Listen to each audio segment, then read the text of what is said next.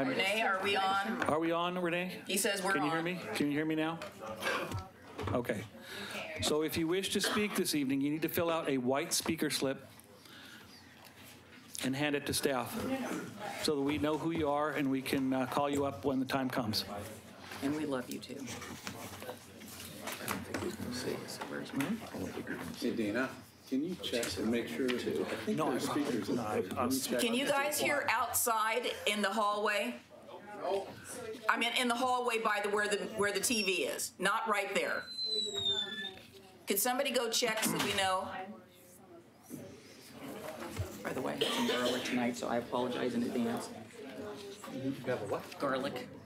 Oh, I eat garlic. I thought I smelled it all. But I brought my, you're among friends. I know, I brought my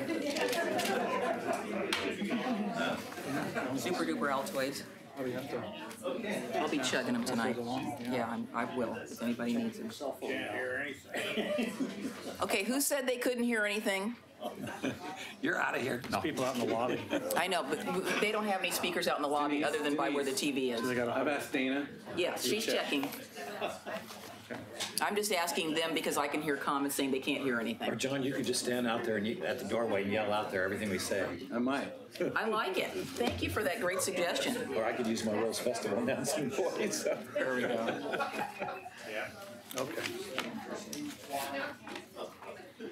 John would really love doing that, I'm sure.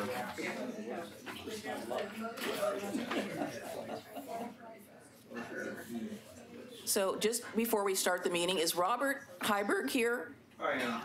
And your item is not an item that's not on the agenda?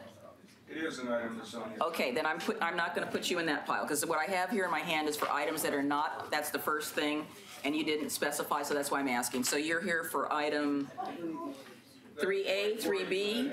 apartment complex. Okay, you're here for the continuation of item 3B. Okay, all right, I'm going to write that down. I couldn't get on your website. We got three, I got 3B. This is number 4. Yeah, so Mike, number 4 is a work session. Session, right. So he wasn't sure if you guys were gonna have any comments during the work session, so I told him so we can just instruct him to, if you want to wait until the work session. We can wait till the work session. Okay, yeah, I know Mike. Okay. Hey, Mike, Mitchell. We'll just see how the work session goes. There's a lot of stuff that we're going to be seeing for the first time. We don't know about it either, but we'll try to make sure you get in there. Okay. I'm ready whenever you are ready. Okay.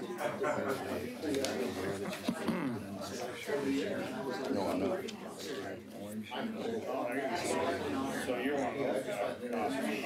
He sometimes gets confused.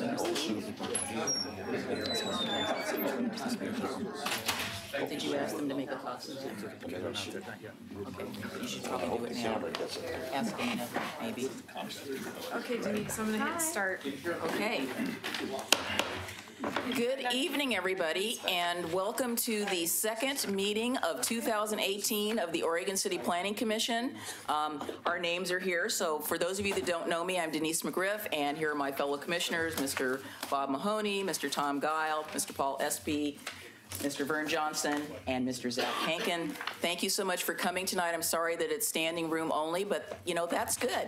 We sometimes sit in here all by ourselves and we only have ourselves to talk to, which these guys, believe me, they are fascinating. So don't worry about that. We have a good group here. So we have a number of items on the agenda tonight.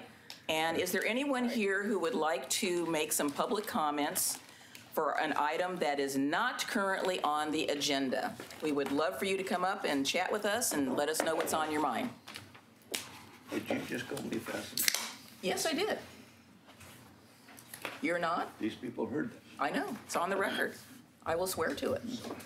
Nobody here for item number 2, public comments? Okay, then we will move to item 3, which is a public hearing. And just so everybody understands, so we have a legislative item on the agenda, not quasi-judicial, so we're not going to be asking you to address the criteria and do all the stuff that's over there on the board, but it is a legislative amendment to Chapter 12, 3.04.205 of the Oregon City Municipal Code for alternative mobility standards for Highway 213 intersections at Beaver Creek and Redland Roads, and to amend the Transportation Systems Plan project list. And we have here our lovely and delightful Public Works Director, John Lewis, and we have staff here that is going to be talking to us about that. Because we have a lot of people who are here for item 3A, I ask for your indulgence. We are going to keep strictly to the time limits because we want everybody to be able to be heard. So please think about what you're going to say and keep it to 3 minutes. Otherwise, we can't get everybody. And those of you that know me and those of you who've been here before know that I really value public participation. I don't always like to use the time limits, much to the consternation sometimes of staff, but when we've got this many people, I feel obligated to ask you to be considerate of your fellow citizen here tonight, because we all need to be able to hear what we need to say. Now, I want to remind you that you guys can always put stuff in writing if you can and submit it, and we definitely will read it. So don't have any fear about that. Better to do it ahead of time so we're not reading at the last minute. Yes, so we probably will not be able to read all the stuff that everybody submitted to us tonight, because otherwise we're not paying attention to you. So I'm going to put that aside and not really kind of look at it. So where do we send that? You send it to the staff, to Kelly, or she's raising her hand right there, and our address for the City of Oregon City. If you want to do it by email, Kelly, would you like to repeat your email? Sure. It's K-Reid, K-R-E-I-D. We're echoing out there. At, Can we shut these doors? We can't hear you because it's echoing in our ears. I'm hearing it all the way up here. Yeah, we can hear it. it's very distracting. Well, if Yes, you can please. squeeze in, close the door. We don't want it to be unsafe in terms of the number. What is our occupancy level in this room anyway? 500. No. Can't be 500. I think that's a misnomer. Ooh, everybody breathe in. Yeah, everybody breathe in, hold your breath, because we're going to squish in. Unless you have the flu. Those of you who got chairs, score. Thanks for that suggestion. That was really distracting. Yeah, for I us could as hear well. myself. Don't like to do that. So my email address is kreid, K-R-E-I-D, @orcity.org. And it should be on the agenda as well, in the staff report. So if you go follow the links in the agenda, you can find that. Also, if you just go to orcity.org, they've got the planning department on there, and it's got all that information there. If you didn't have a way to write it down, orcity.org, and you'll find. Yeah. Or you could deliver it to 221 Malala Avenue. There's, I don't know what their suite number is, but on the second floor. Or P.O. Box 3040, Oregon City 97045. Yeah, I got that. That was quick. Okay, so we skipped that person then. Okay. All right, John, I apologize. We have to go back. We have somebody that late breaking slip here for item number 2. So Scott, come on up. Somebody yell out in the audience there, out in the hallway, Scott is on. Oh, he's coming. Hey, Scott. I was just curious what was going to... Wait till you get up there. So this is an item that is not currently on the agenda. That's what this section is for. Okay. I was curious. So have a seat. Name. Scott Clark Woolley. Wait till you're into the mic. Okay. Scott Clark Woolley. I was just curious, the property next door to me is presumably going to be built on, and I want to know what's going to happen there. It's on Pleasant Malala. Okay, well, that item is on the agenda for tonight. Okay. I'll get you on. You're going to be on with one other person who's here for 3B, okay? Okay. All right. So I'm going to scratch out number 2 and put 3B. All right. So we'll see you in a few minutes. Thank you. All right. Okay, John, we're back to you now. Sorry about that. We want to make sure everybody gets a chance here. So we are now back at 3A, and I'm going to call on staff to give an overview, please. So tonight, we're going to start with Kelly, right? So she's going to take on the lion's share of the details of what you've pretty much already heard through work sessions. And then I'm going to close with some details as well. I guess I just want to remind the audience that really, because of the way we record these meetings, when you have comments, yelling them from the audience doesn't always work very well. We'd much prefer you come up and state your name and city of residence, and then make your comment at the podium. So that works much better for us, and we're more likely to respond in a more positive way if we have it done that way. So I'll just start with that, and we'll go from there. Okay. Thank you, Planning Commission and Chair McGriff. My name is Kelly Reed. I'm a planner with the City of Oregon City, and I'm here to give the staff report tonight for Legislative File 1703 to adopt alternate mobility targets. I want to start by recommending a continuance for this item. Due to the amount of public comments we've received over email in the past week, due to the number of people in the audience who likely have questions and comments about the item, and because we just received a letter from ODOT earlier today, which it is resulting in a change to the proposal. So there's a lot to consider, and we'll explain all of that. But I think it'll be great to hear from everyone and kind of allow us to sleep on it all a little bit with a continuance. I think that is an excellent idea. Thank you. Just a quick question though, ODOT just is responding today.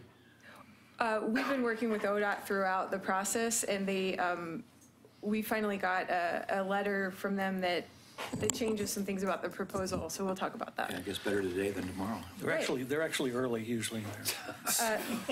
Later. So the ODOT letter is in regard to Redland Road, and I'll let John explain more about it, but in short, the alternate mobility targets are not needed for Redland Road intersection. They're only needed for the Beaver Creek and Highway 213 intersection, according to ODOT. So my presentation will not reference the changes at Redland Road because we are actually removing that from the proposal at this time. But, sorry, part of the jug handle project included Redland Road. Correct, and that's still the case. And that's in our TSP, so. Yes, yes. So that's going to get yanked out of the TSP as well? No, we're just not proposing alternate mobility targets for All right. Redland. Okay. Even though that's what we talked about. Yeah. Correct, right. So you're saying what's been discussed and presented by John at their last meeting? That's Slightly different now. We're not going to discuss Redland at all and all the problems they have there? That's just out the window? I'll let Sorry, that's John my speak to concern that. is We can Redland Road. discuss Redland, but Yeah. they're saying they're not proposing alternative mobility standards for it at this time. I'll cover Redland So to some degree. we'll get to Okay, that. just really Thank irritates you. me. Okay. So the summary of, we have, wrong keyboard, sorry, too many keyboards up here. The summary of this proposal is that we're proposing to amend the Transportation System Plan project list and amend section 1204.205 of the municipal code to adopt alternative mobility targets for the intersection of Highway 213 and Beaver Creek Road. I first want to point out existing projects on our Transportation System Plan project list. One of those is project number D79, which is capacity improvements at Oregon 213 and Redland Road, adding both a northbound and southbound lane to that section of Highway 213. That is not proposed to change. And then also project D14, southbound Oregon 213 advanced warning system for motorists in advance of the intersection, warn them about a red light. These two projects are already in the TSP regarding Highway 213, and these are not proposed to change. The proposal on the table today would add 3 additional projects for the project area. One is an addition of a free flow right turn lane from Beaver Creek onto Highway 213 northbound. Beaver Creek Road sidewalk infill on the north side of Beaver Creek Road, and Beaver Creek, 213 and Beaver Creek intersection safety improvements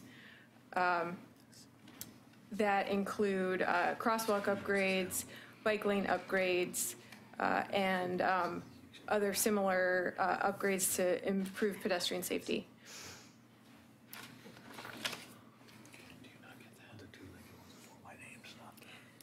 So those three amendments are shown here on the map. The red line is that right turn merge lane. And then the green is where you would see sidewalk infill on Beaver Creek. On the north side there by that cul-de-sac. And then the safety improvements would be along Beaver Creek and in the actual intersection. Also on the table tonight are municipal code amendments. And I just want to summarize what our municipal code says currently. And that is until the city adopts new performance measures with alternative mobility targets, the city shall exempt proposed development that is permitted conditionally or outright through detailed development master plan approval and from compliance with mobility standards on Oregon 213 and Beaver Creek. Now, this means that permitted uses are exempt from compliance with our mobility standards. And it means that zone changes are not able to currently show compliance. And that means that the implementation of our concept plan areas, including Beaver Creek Concept Plan, Park Place Concept Plan, and South End, is stalled because all of that implementation requires zone changes. And it means that the city is not collecting fees towards projects that would add capacity at this intersection. So that's the current state of affairs. Well, none of those projects are ready to come online anyway, so really, does it really matter at this point? The concept plans. We've had annexations and proposals. Well, I know, but for those, they require zone changes, as you said, and it doesn't really matter anyway. They're not going to be able to move forward. Right. Under existing. Exactly. Yeah. So I'm just summarizing the existing situation. Now, the code amendment that's being proposed would be a mobility target for Oregon 213 and Beaver Creek Road. During the first, second, and third hours, maximum volume to capacity ratio of 1 shall be maintained. And that will be based on average annual weekday peak hour. So to try and translate that, the three highest volume hours with volume of traffic coming through the intersection is 3 to 4, 4 to 5, and 5 to 6. So you have that 3 p.m. to 6 p.m. window where we see the highest volume. And what we're proposing is a limit of 1.0 volume to capacity ratio during these times. And what that graph shows is that for the first row, without any capacity improvements, by the year 2035 or 2040? 2040, we would see that intersection performing at 1.11, 1.11, 1.10 for those three highest hours, so it would be well above 1.0. However, if that right turn lane project that's being proposed as a TSP project is completed, then by the year 2040, it shows we can meet this mobility standard, being right at 1 for the 5 p.m. hour and just under 1.0 for the second two highest hours. Kelly, before you move to the screen, could you explain to the public why over here the farthest one, 1.34? Sure. Why that's not considered the highest? Yeah, when we talk about highest hour, we're talking about highest volume of traffic going through the intersection. So that fifth highest hour at 7 a.m. is, there's not quite the volume of traffic going through the intersection at that time, but there are a lot of cars that are doing one movement, which is turning right from Beaver Creek onto 213.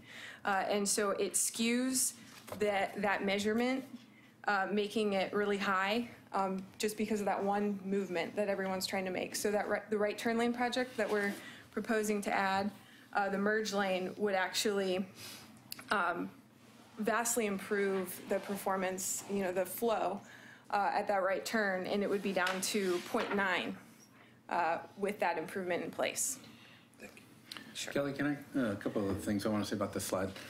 I think it's important for the audience to know, one, if you have a value of 1, it's like having a cup full of water. You can't fill it anymore, right? So that's true for that intersection. Once you get a capacity of 1, any excess capacity is more of a backup, right? So that's gives you a sense of what that means. The other thing is these numbers are full build out, right?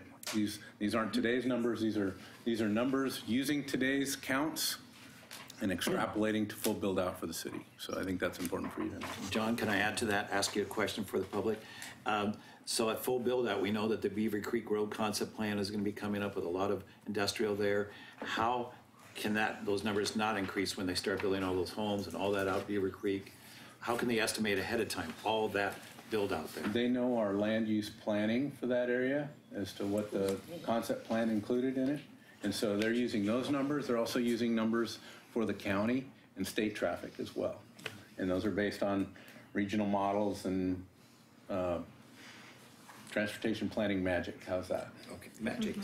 Okay. And then I was just curious why level of service at intersections isn't used as a factor for calculating traffic impact. The state has moved away from that standard and gone to this volume and capacity ratio. Yeah. And They used to do both. yeah, they used to do both. Hang on. Is that the end of your question? Oh, yeah. Okay. No, that's good. Carrie, you were going to say something? I'd like to hear it. We changed to the VOC ratio when we adopted our new TSP in 2013, and that was part of the state mandated that all highways use VOC, and that allowed us greater capacity. Okay. We got a little extra there because we moved to VOC for state highways. Does everyone here know what TSP means? That we use a lot of acronyms here. Transportation System Plan, which I said. Anyway, John, let me ask you a quick question to piggyback on Paul. So if 1 is a full cup on the system that we currently have in place, or was currently in place, what is that? Is that a D, E, or an F? D. D. What would an F be? F would be failure, which would be over the 1. Well, 1.10, 1.50, what? In our standard, it would be over the 1.0. Okay. Because I think there is, as you know, there is a perception that the intersection's already failing by the community, or those that drive it on a fairly regular basis see the traffic, and regardless of, whether that's real or not, that's what people are seeing out there. And that's what they see when they're driving it, so, okay. Thank you. Okay. Wrong keyboard again. So the approval criteria that we're looking at tonight include some of our local code and plans, and also state and regional rules and plans. And so I'll go through some of that, all of which is in your written staff report, and I'll summarize it here. And again, this is a legislative file that amends an ancillary document of the comprehensive plan, which is the Transportation System Plan, and amends our code. So the Transportation System Plan, a little excerpt is shown here. The amendments we're proposing, that the city's proposing tonight, are consistent with the Transportation System Plan, and they fulfill project number D0, which was the Beaver Creek Road refinement plan, to identify and explore alternative mobility targets.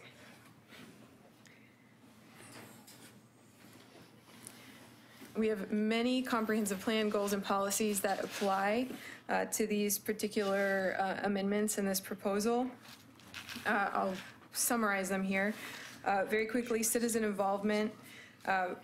This project utilized robust engagement process, including a community advisory group that met 4 times, multiple neighborhood meetings, an open house, multiple work sessions, and a project website that was up for the duration of the project. For natural resources, air, water, and land quality, and natural hazards, the plan and the process did consider various alternatives at that intersection, various different improvement projects. And these alternatives had varying impacts to the natural resources in the area. Newell Creek Canyon is just adjacent to this intersection, and so we do have overlay zones and districts there. On the left side, you'll see our natural resources overlay district, and you see the little blue line is Newell Creek. It crosses under Highway 213 in a culvert. And then on the right side is our geologic hazard overlay. So you can see that both of these come into play when talking about any expansions or any alterations to this intersection. And the alternatives were evaluated with respect to the impact that they would have on these resources and on the land here. And the project that's being proposed, the right turn lane, has a fairly minimal impact to the intersection. It will involve a little bit of new pavement on the northeast corner of the intersection, but it won't really require us to touch the northwest corner at all, which has I would say, the larger area of canyon and stream. What's the yellow one? Slopes. As far as economic development goes, this plan avoids impact to freight by avoiding the hours of 9 to 3, which are the peak kind of freight route times. This proposal will allow the development of the Beaver Creek concept plan area, which includes a large industrial area that can lead to job creation. For public facilities, our comprehensive plan calls for prudent use of public funding and balancing of various goals and facilities and optimization of infrastructure. And this plan does balance congestion alleviation with prudent use of public dollars.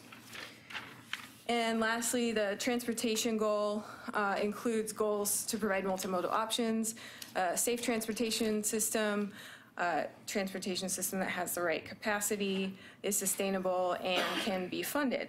And so this proposal does provide better multimodal options through those other two transportation system plan projects for the sidewalk infill and pedestrian improvements in the intersection. It improves safety at the intersection where we do see a high number of rear-end crashes, and it does improve capacity. And that's all balanced with the funding constraints that we're faced with.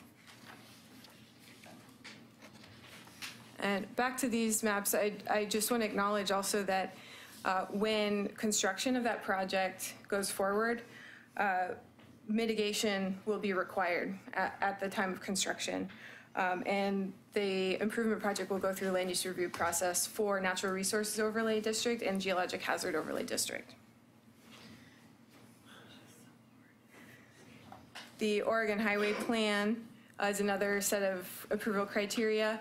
And this is the plan that actually anticipates the need for alternate mobility targets, acknowledging that cities deal with this as a balancing act, and that alternative mobility targets are appropriate when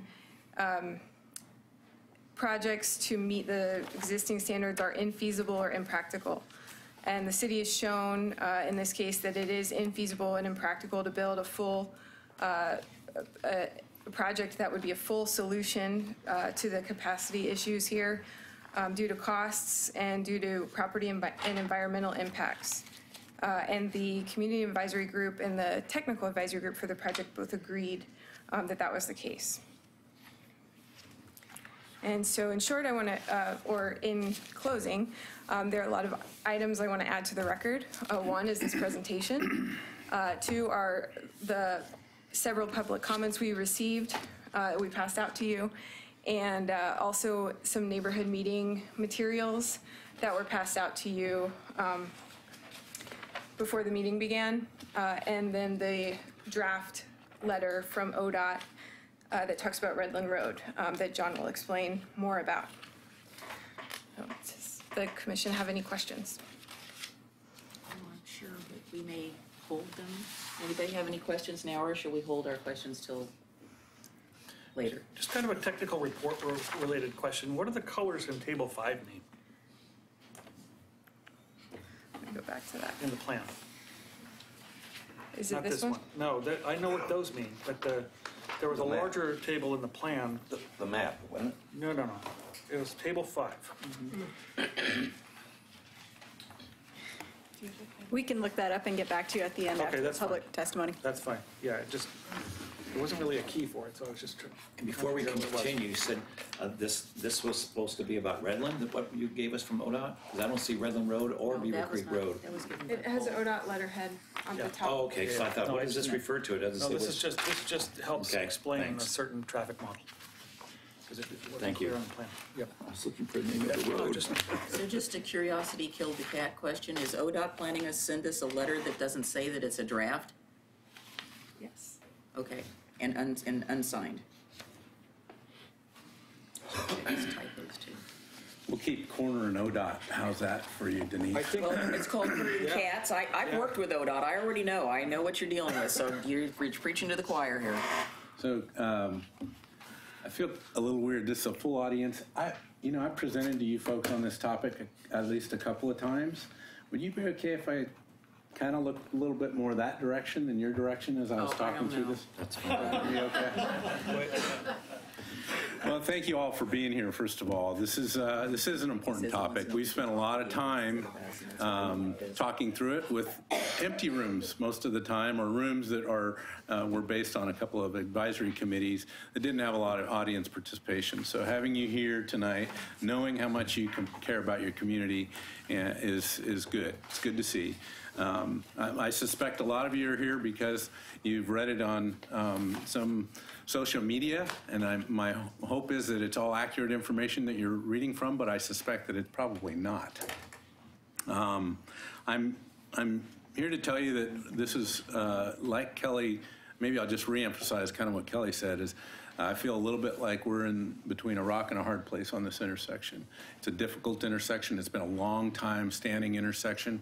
I've been here, ever since I've been here. I moved here just after they built the Beaver Creek intersection, or expanded the Beaver Creek intersection.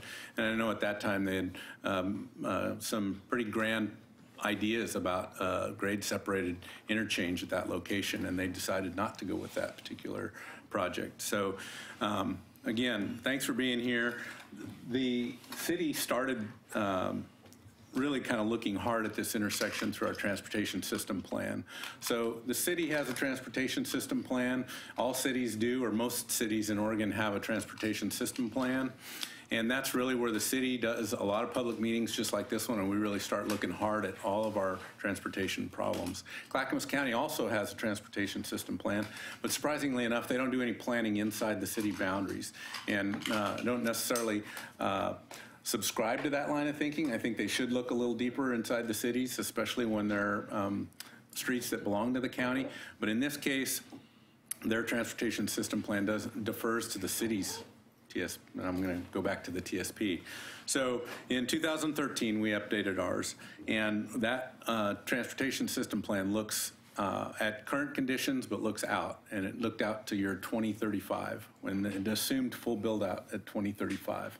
And so at that time, it determined that we were going to have trouble at this intersection. And because you're right, there's times at which this thing feels like it's at capacity, can't handle much more, at least certain movements. Not all movements, but certain movements. So because of that condition, and at the same time we looked back at the grade elevated interchange that was proposed. So consider some kind of a flyover interchange at that location as opposed to what's there today. So right now it's at grade, right? So in order to go through that intersection in each direction, you're all at the same level, whereas a grade separated would put one or more movements above the other movements. So we looked at that option. It was at that time also determined to be infeasible due to costs and some of the environmental impacts that Kelly mentioned. So instead of that, they required the city to include in its TSP this requirement for a study. And so here we are a little more than 2 years later, trying to get that study through, make sure we're looking at all the various alternatives that may be feasible. And that's what we're here now in front of the Planning Commission and eventually in front of the City Commission with the hopes of adoption. So in order to get us through that process, we hired a consultant by the name of Kittleson and Associates. They're leading transportation engineer in the area. They're transportation planners as well as signal designers, and they go delve deep into the weeds of any kind of transportation project. But for this project, we hired them to help facilitate and help us through the technical issues as well as the interface with the community. And the best way we can come up with in using people's time wisely and making sure we've got the right stakeholders in the room is to put together community advisory groups. So we put together two groups, a technical advisory group and a community advisory group. In the technical advisory group, I'll go through, we'll actually show you a slide that has all the information on both the technical and community advisory groups, but we spent a lot of time talking about this particular problem. And the original scope was to look just at the Beaver Creek 213 intersection. And then later it was determined, yes, there was a fair amount of concern about Redland Road. So we incorporated the Redland Road 213 interchange and really the corridor between Beaver Creek and Redland Road into our discussions and our analysis. So that's what Kittleson and Associates has helped us with. At the end of the day, I think we had 7 meetings between the technical advisory group and the community advisory group.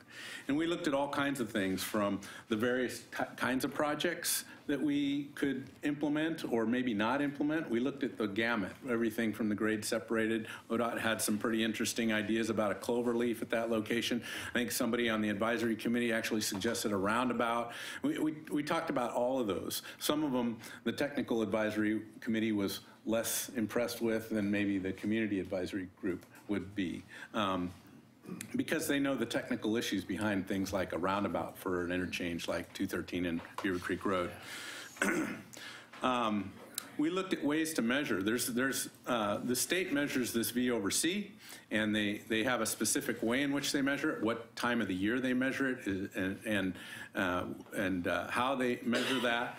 But there's lots of other ways. We could measure how long it takes a car to get from one point to another. And we determined that really the way we've been doing it, with the exception of changing the time of year, adjusting that to May as opposed to more of a summer day change is something that we decided we were going to pursue. But all the other measures didn't really make sense, both from a comparable standpoint. There weren't other places in the state that were measuring any other way than this, or at least they weren't doing that on a regular basis. And then as we think about development in the future, how development could handle those kind of questions, because every large-scale development that impacts this intersection would have to come back to us with an analysis, and if they didn't use the standard methods, it was going to be kind of clunky for us. But we looked at all those things. We looked at safety, and we looked at capacity. We looked at funding, how maybe we could find funding for a larger scale project. I guess for me, it felt like a lot of tough decisions. This is not one of those conversations that we get, everybody gets a win. Everybody gets a average on this one. Everybody, in our recommendation and the pieces that we found, there's no silver bullet that everybody is necessarily in agreement with that solves the solution. So a lot of tough decisions, complex analysis. This wasn't easy. So I think, sometimes as a person who uses that intersection, you feel like, man, it's in the morning, it's congested, this thing must be failing. Well, in some movements, obviously that right turn lane off of Beaver Creek onto 213, it probably is. There are times when it's pretty bad. There's other movements that are free-flowing, and free-flowing pretty regularly, so we looked at that. So the meetings gave the technical staff a good opportunity to dig into the industry standards and ask tough technical questions, and the community members an opportunity to raise some kinds of concerns you'd expect them. Questions from moms who use that intersection on their way to school, college students who are trying to get to school, teachers, truck drivers even. We had the trucking industry represented in our technical advisory or community advisory groups. So again, and I think at the end of the day for me, Commissioner Mahoney made it clear that this is a challenge that's really about money. if money were no object, we wouldn't be having this public hearing. Pretty sure of that. And so because the ultimate fix, or what we'd all like to see out there if we didn't have the environmental impacts, you know, we're probably looking at a $75 million interchange at that location. And that really was kind of the deal that when at the end of the day, Bob, it's all about money, right? So. And I got plenty of it. You got plenty of it. I Thank thought you, you were Bob. making some. So can we go to the next? Oh, I got it. Yeah, you got to change the slide. All right, so these advisory groups, of course, we had ODOT at the table.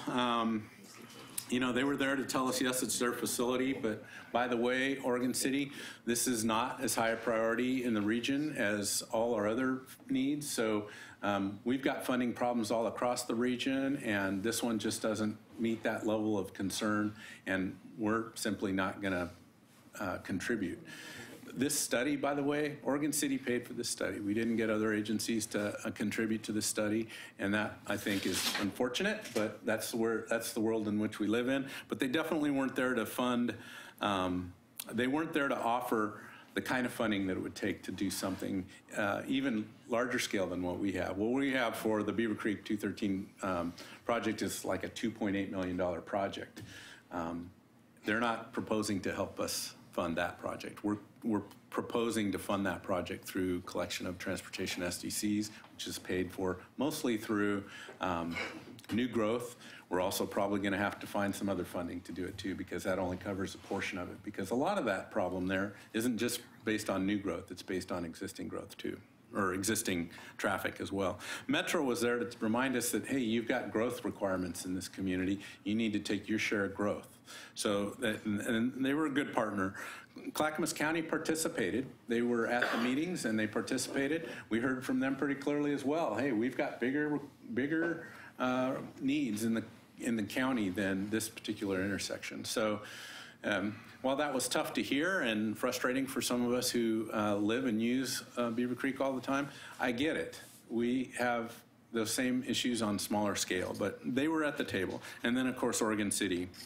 With the community advisory group, we had a lot of folks. We had a planning commission representative. We had a city commission representative. We had citizen committee representative. We have a CIC group in this town. So they're from all the neighborhoods. We have a transportation advisory committee. They were represented on the group. Property owners, residents. We had advocates for transit. Well, I didn't mention TriMet. TriMet participated in our technical advisory group as well. So we were able to hear from them as to what kind of solutions they might help provide in the future for transit and bus routes. Businesses, Oregon City Chamber of Commerce, Oregon City Business Alliance, Clackamas Community College. I didn't see the trucking industry on here, but they were part of our group. The Hamlet of Beaver Creek, they had a representative as well. So trying to get that feedback from those outside the city for sure.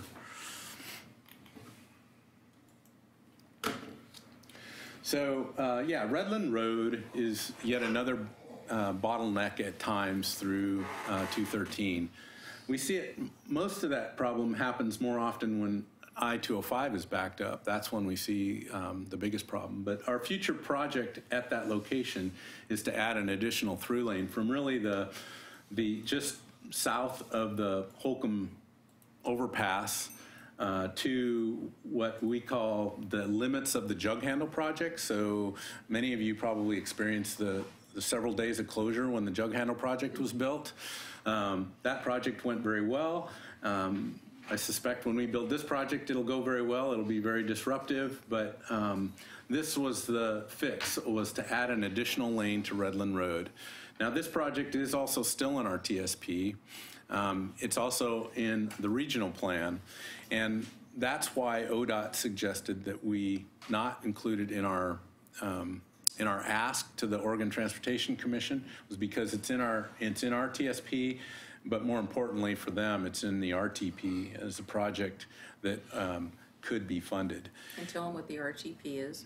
Sorry, so while we have a local transportation system plan, the region has a regional transportation plan. And usually what shows up on there are some of those larger scale projects that also show up in the local TSPs, transportation system. John, just a quick question, as long as you're there. You said that the Oregon State Transportation isn't going to donate any money into the Beaver Creek solution, right? That's correct. So why would they worry about Redland then? I mean, they weren't going to donate anything up to the Beaver Creek. Why even? They're just saying, sorry, you can't include Redland, even though that's our city business? Well, no, I'm confused. their I figured decision's somebody a else little might different. be. They're basically saying, don't go to the OTC to ask them for a different standard. Just keep that, since that project's in the regional transportation plan and it's in your TSP, let's keep that project on your project list so that someday, somehow, that will be funded or could be funded, assuming the region sees it that way. We just don't know. The problem is identification of funding today. So they're saying you don't need the change. You don't need the Oregon Transportation Commission to adopt a congestion standard different than what you already have at that location. So it's more about the standards, not about the fact that they're not going to fund this other stuff. Right. It's not really a decision about funding. It's more about the they recognize that the funding is yet to be established, and so do we, right? This is still in our TSP. We're actually collecting some SDC revenues for a match. Not a lot, but we're collecting some SDC revenues for that. And so we see it as a project, a good project, something we'd like to get built, but we don't have an answer for how or when it will be funded. But yet at the same time, if we don't need a different standard adopted for this interchange, why include it? That's what ODOT is saying. Okay. And you know why I'm asking that question. There's so much development in the Park Place neighborhood, our Park Place Right. concept plan, 1,400 homes, all that. That's why I'm so concerned about the Redland area. Yeah. And we're committed to continuing to pursue that one, right? Maybe it's a legislative funding fix. A lot of that's voter approved, so if people don't like congestion, usually they fund a spending package that helps solve that. So nobody knows just yet on that, okay? Okay, so complicated balancing act. This is a little bit more of the same. We have the Beaver Creek concept plan, and that Beaver Creek concept plan is a kind of a roadmap for how the area out beyond the Beaver Creek 213 area out towards the high school will develop, and what the land uses would look like, what the road connectivity would look like. Clearly that plan is something that would bring jobs and opportunities. It also bring traffic. But right now, until we have an adopted alternate mobility, which including the projects that we've shared with you, a plan for those and the adopted standard through the Oregon Transportation Commission, city can't move forward with the rezoning in the Beaver Creek concept plan. So that's a reason to go forward. We're committed to this refinement plan. I mean, we're required to do it. So as much as it's something that we're not used to having to do and having to run through our approval process, we're committed to doing it. It's something the TSP requires, and it's really a state mandate. Limited funding, again, it's back to we don't have the funding to cover maybe a project that would eliminate all the congestion at that intersection. Keep in mind, a lot of the capacity improving projects in Oregon City, the only way they'd ever get funded anyway is from new development, because we collect a substantial amount of system development charges from new development. Most of that, we try to spend that wisely. We've got Myers Road. That's another project that many of you may have been interested in. The Myers Road through connection from really the high school end to the Beaver Creek end. That's a project that's going to be funded through transportation system charges. Malala Avenue, we're going to match that. So we use SDCs pretty wisely for capacity improvement projects. The other thing that's frustrating is that if it was just Oregon City that was contributing to this problem, it'd feel a lot more like just our problem and something that only we had to deal with. This is a regional problem. This is a county problem. It's a state problem.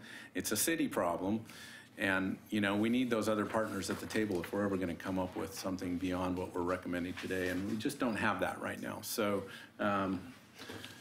keep in mind we're looking for a compromise, or we've looked for a compromise. We're proposing a compromise. Safety first. We want to make sure that intersection is safe. Whatever we can do to improve safety in that intersection. We've got some improvements planned in there.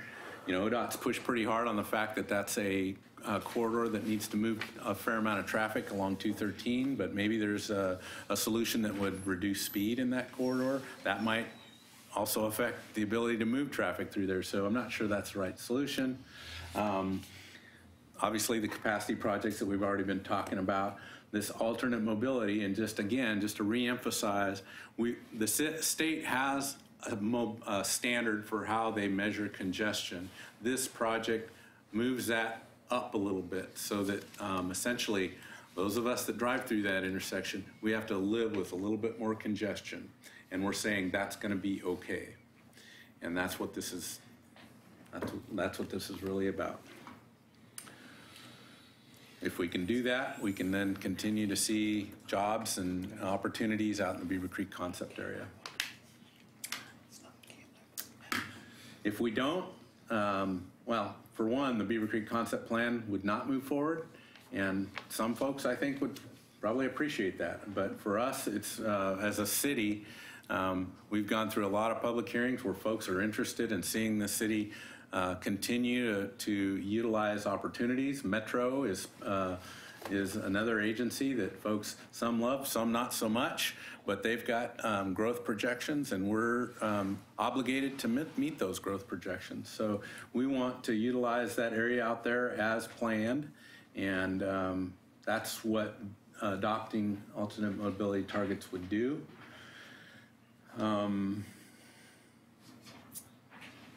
Even if we don't develop that concept area, the county and that state highway is going to continue to see growth. And for me, that's frustrating because Oregon City loses the opportunity to realize some good for the community in the way of jobs and housing and retail, and yet the rest of the community could continue to grow. And that seems unfortunate for Oregon City. Sorry, Denise, did you have something? Just before you go on, I want to just clarify that it's my opinion that transportation is not the only thing. I was curious about your use of the word stalled. Transportation is just one drop in the bucket. There are other things that are going to be needed for development in this area. And the way this is sounding, it's like it's all transportation. So all the other public facilities and services are not available out there either. So it's really a package of development opportunities that have to happen before this area can develop, period, not just transportation. And this is making it sound like transportation is the magic wand that once we solve that, everything else is going to be hunky-dory, but I don't believe that it's going to be that way because we don't have sewer, we don't have water, we don't have storm drainage. There's all the other things that occur before any area of the city that can be developed. And I guess I would counter that. no, I'm just saying that it's more than just transportation. It's all these other things that also have to happen. I'm not trying to be negative or positive. I'm just saying that's a reality. So to say that development is stalled because we don't have these alternative mobility standards is only telling a little tiny part of the picture. It's a piece of so if you have a pie, this is one slice of the pie, but there are other pieces that need to go into the pie to make this all work as one cohesive package. This is just one part of the picture.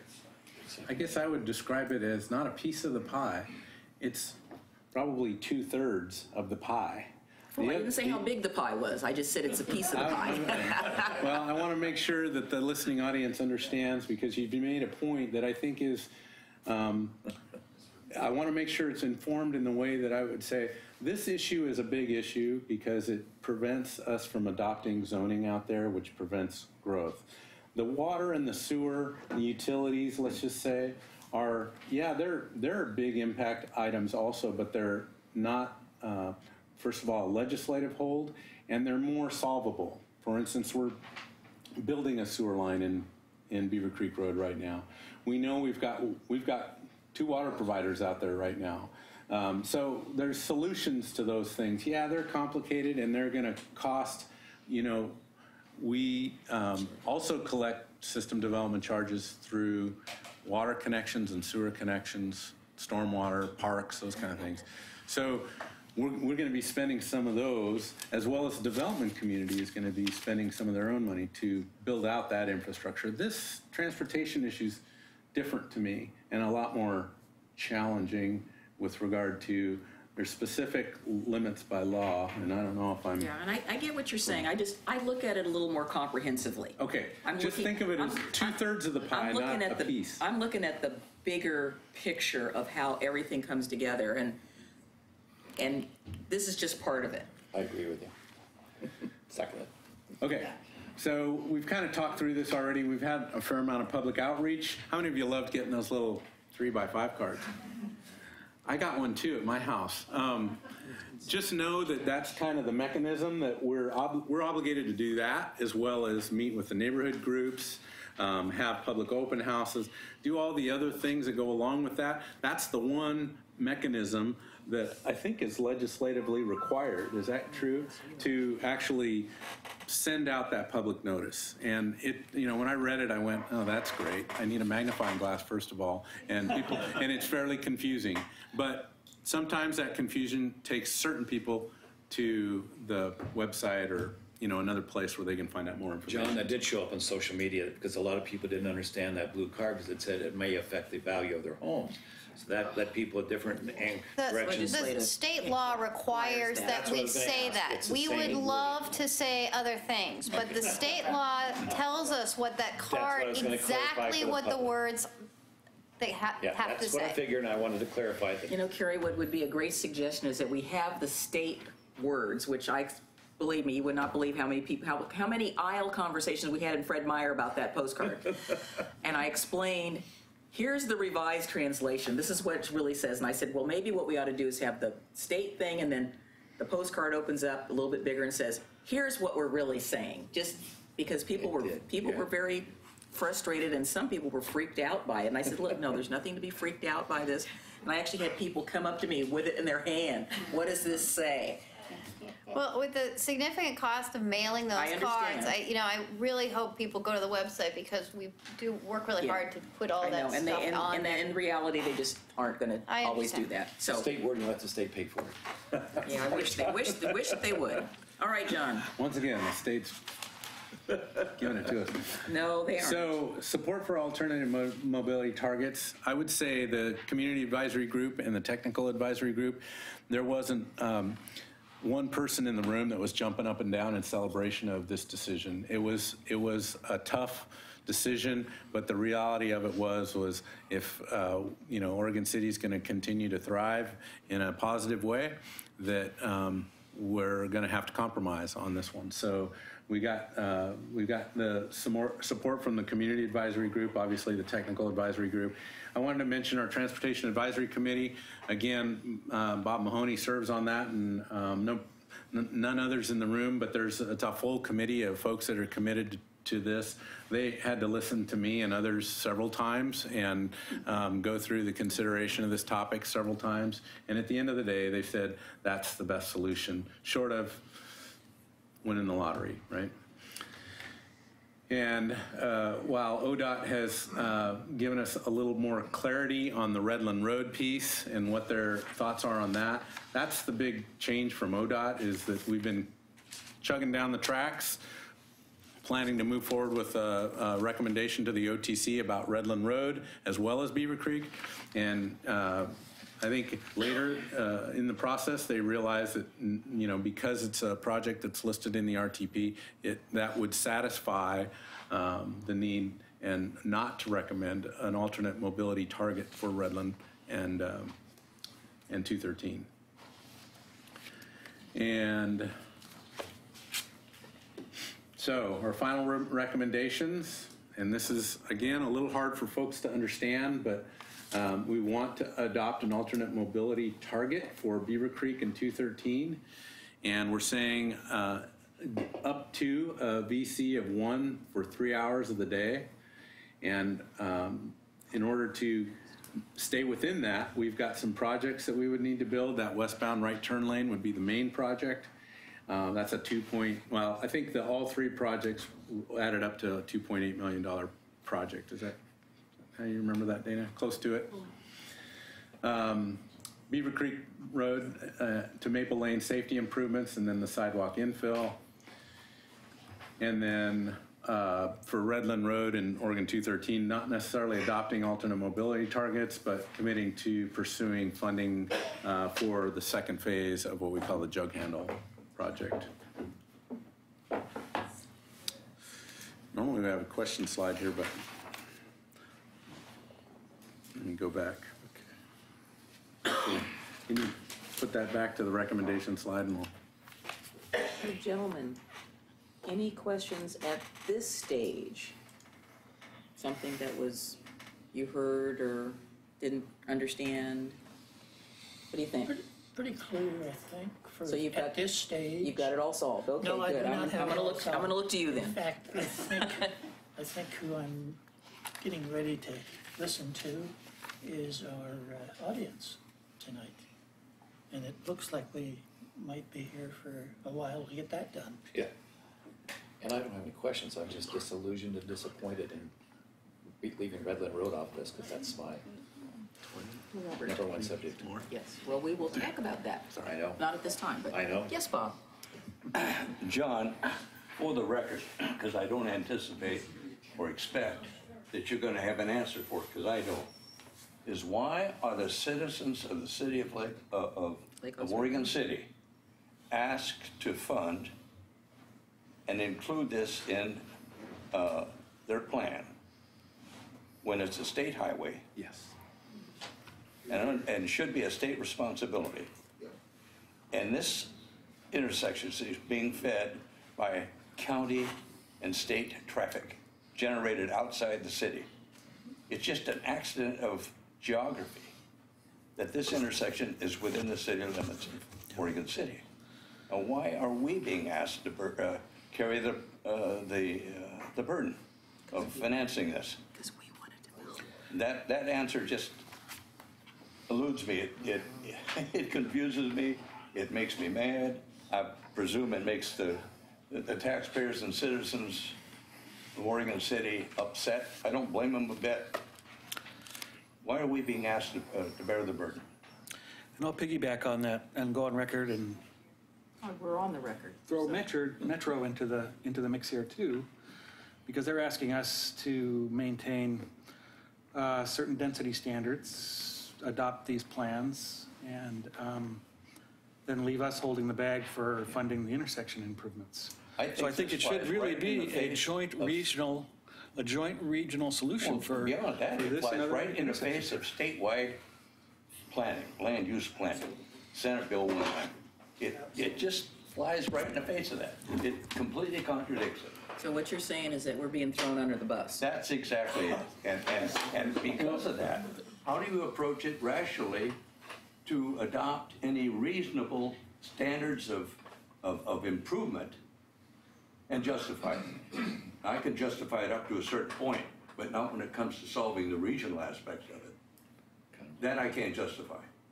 And why should I be asked to cast my vote to do that? Now, I'm going to support the study as you've submitted it, because you've done it in good faith, and you've done it for the health, safety, and welfare of the public. That I understand and I can accept, but I can't accept this other bromide that's being thrown at us and ask us to adopt it. That's not in good faith. That's playing games. That's playing political games. The state of Oregon ought to recognize this and recognize the responsibility to these people there. That we're just not going to tolerate that. This is serious stuff. We're talking about the future of this community. You set a precedent in doing this kind of stuff, and it just keeps coming down the road. It's the unanswerable question. Rhetorical. Yes, it's a rhetorical question. Yes, that's a good way of saying it. Yeah, I don't know if there really is an answer to that question. Well, I think some of it's, demands across the state, and the demands that ODOT is under. But yeah, I think the way they look at it is it's our interconnecting road. And while that's partly true, it's partly ours and partly the county's. I do agree it should be at least 3, maybe 4 legs to that funding mechanism for those. And I would not argue with you about that, but so that's best I can do. So SDCs don't completely cover the cost of this proposal, is that correct? We need more money from another pot from Oregon City residents? So if we're talking the proposed projects. The proposed project. Yeah, the proposed projects, for the 48% of its growth paid. But and the growth's not there yet. Right, will come either, grants or through, we just got a legislative fix. We may have to point some of that funding at this location. So if the growth's not there yet and we can't do the growth until the road's improved, how do you pay for it until the growth happens? Because you can't do the growth without the road, of course, before the cart. Well, keep in mind, this is it's a big project, the right turn lane, if we're talking about that one. It's a big project, but it's not so big that we couldn't get out in front of that with growth, outside the Beaver Creek concept area even, right? Because SDCs don't stay in a particular area. Right. They can come We from the collect them Park Place area. citywide, and they may go towards this, or they may go towards somewhere else. Clearly, after going through this process, we recognize the importance of this project.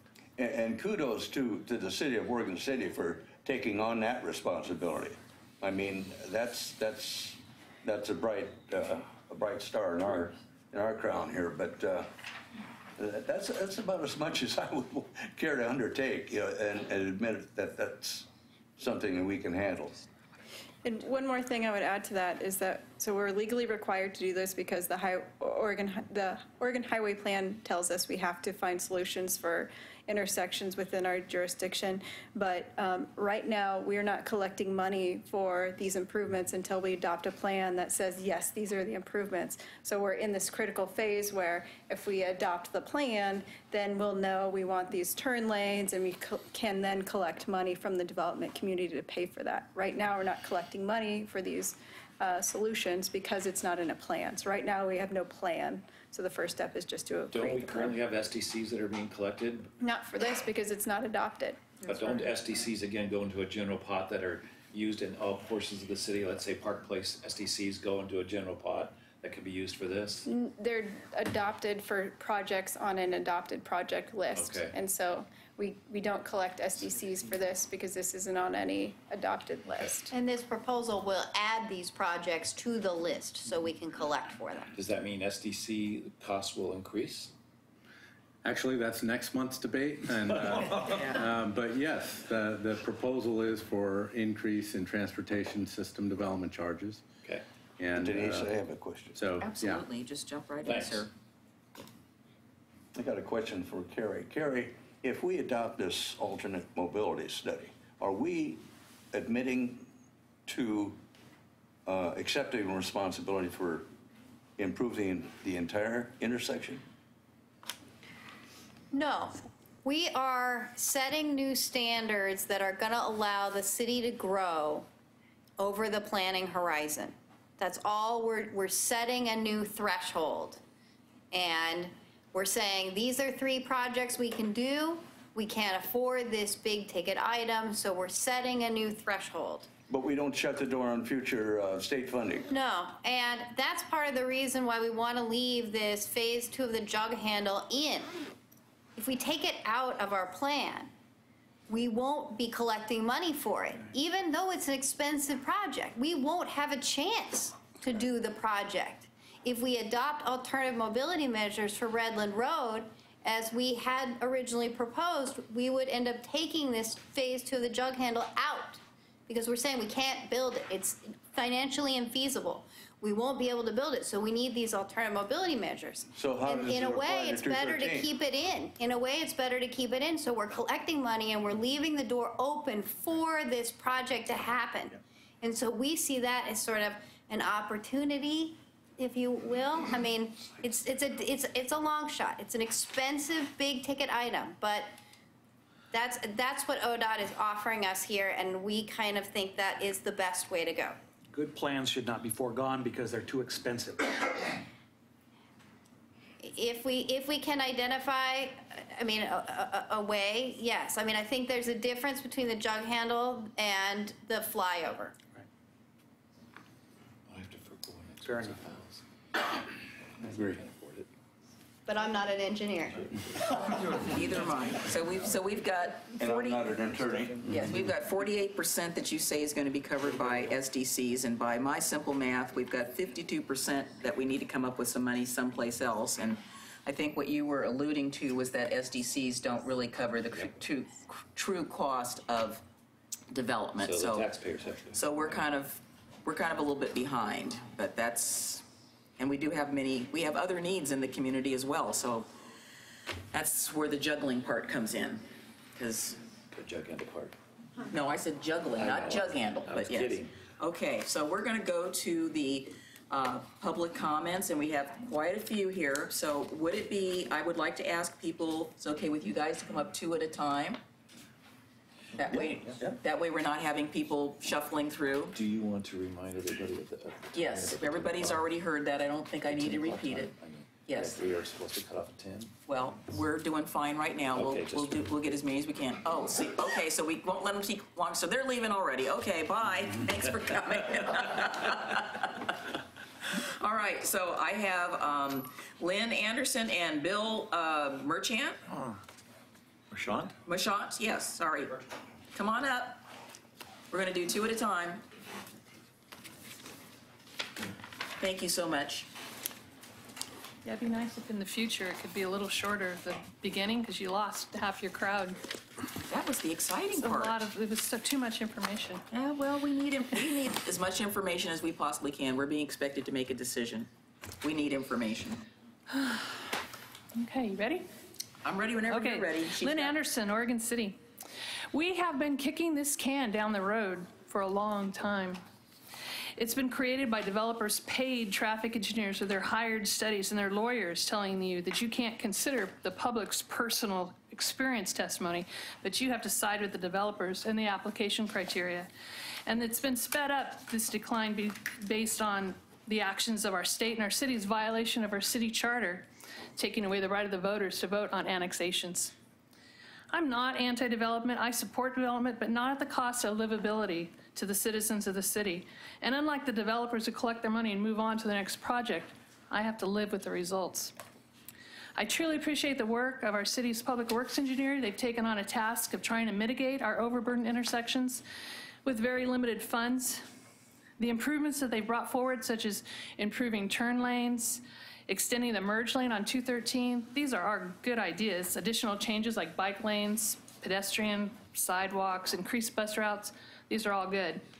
But all of these proposals are spitting on a fire. If these proposed changes were really going to help, we wouldn't need to be changing the municipal code. And let's face it, that's the heart of the matter tonight. The city wouldn't have had to spend a ton of money on postage fees to send out these cards if we were just talking about bike lanes and buses. Due to an aging sewer system, push to capacity, there was a building moratorium that was put in place in several areas of our community. The city's been committing resources to replacing pipes, fixing this problem in order to get the moratorium lifted. The intersections under discussion tonight represent an even greater cause for concern. Why can't we use a moratorium to do the same thing for our intersections and our infrastructure? Let's slow things down until we can come up with feasible solutions. I know that there's a lot of pressure from the state and the county to increase housing density within the urban growth boundary, but we have accepted this unfunded mandate for too long. It's time for the city to push back and force the state and the county and Metro to ante up to the table. If they want more development, they must help us fund our infrastructure. If they want development to continue in Oregon City, they must help us with true improvements to our shared intersections, instead of forcing our public works and planning departments to come up with Band-Aid solutions and forcing our citizens to tolerate more traffic congestion by playing with the volume to capacity numbers. Allowing changes to the maximum BC ratio and averaging calculations hours, it's a shell game. It's fun with numbers. It's kicking the can further down the road. And where does this game end? Let's end it here tonight and say no to this proposed code amendment. Thank you. Thank you. Thanks. Whenever you're ready. Hi, I'm Hi. Bill Merchant, and I live in the hamlet of Beaver Creek, outside of Oregon City, but I have to travel through this intersection all the time. Closer to the mic. Let me pull the mic closer to me. I also sit on the Region 1 Area Council on Transportation, and I don't think, from my experience with those guys, that they're going to let you raise the mobility target to 1, because the state has said 99, that's it. And if they let you guys raise it to 1, then Medford will want to do something, and Coos Bay will want to do something, and it's a slippery slope, and I don't think they're going to let you do that. I think they're going to hold your feet to the fire and say it's 0.99. The other thing that I want to comment on briefly is, looking over all of these plans, I don't think these plans meet ADA standards at all. And as you know, ODOT was recently sued and lost to ADA. They're bringing all of the intersections in the state highway system up to ADA standards. They're taking 15 years to do that, and almost all of the money they've got is going to be going to meeting those ADA standards, which these plans don't even look at. I mean, there's no way that a flashing rectangular sign is going to meet ADA standards for this intersection. So those are my 2 comments. There's some other members of the hamlet of Beaver Creek community here who will be glad to talk to you as well. Bill, before you go, can I ask you a quick question? Certainly. So what is your, oh, sorry, let me back up. So what kind of ADA improvements do you think need to be in this plan? I don't want to speak for ODOT. No, you can just speak. I've received a presentation from ODOT about the kinds of standards they're requiring. You have to have safe places to hit the button to get a cross light. You have to have all of those signals tweeting, and they have to be heard from the other side. With this big of an intersection, you're going to have a real hard time hearing those sounds all the way across it. There have to be just some of the ramps and technical coordination is really difficult. And the ODOT recognizes this is their problem, but it's also the problem of it's Oregon City's problem, it's Lake Oswego's problem, it's every jurisdiction's problem to bring their intersections up to ADA standards, and it's going to take a ton of money and a ton of time to do that. Right now, ODOT's trying to come up with a CAD program that will be you'll be able to plug your intersection in, and it'll spit out the plans, so you don't have to design each intersection individually. That's still down the road a piece for them to develop that plan. It's a really big thing, and what I've seen on these plans doesn't even come close to meeting those things. For my notes, which committee did you say you served on? The Region 1 Area Council on Transportation. Region 1, what? Area Council We're on in Region 1 Transportation. for ODOT. Right. It's She was the talking- ACT. It's Okay, called an thank you. ACT, the Region 1 ACT. Yeah. Okay, thank you. Thank you. Appreciate it. Okay, I have William Gifford and Tammy Stevens.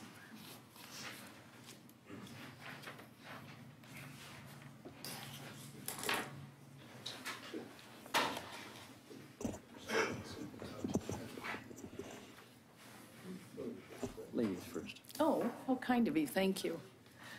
My name is Tammy Stevens, and as Bill mentioned, I live in the hamlet of Beaver Creek.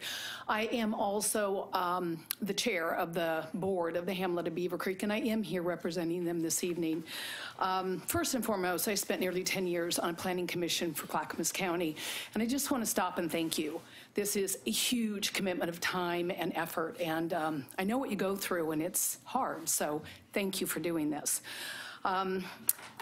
The thing that has kind of hit me the hardest tonight was something John had mentioned, and it was these standards are, the study was based on traffic today, but it's for standards growth in the future.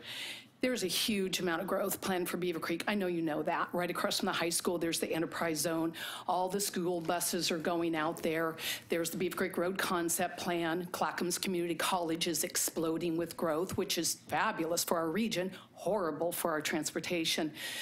The enterprise zone, which is the huge industrial area that they don't get charged SDCs or taxes. That's the incentive to come build in that area. So that's a lot of growth. And you're not getting all the SDCs. You want to definitely look into that part of it.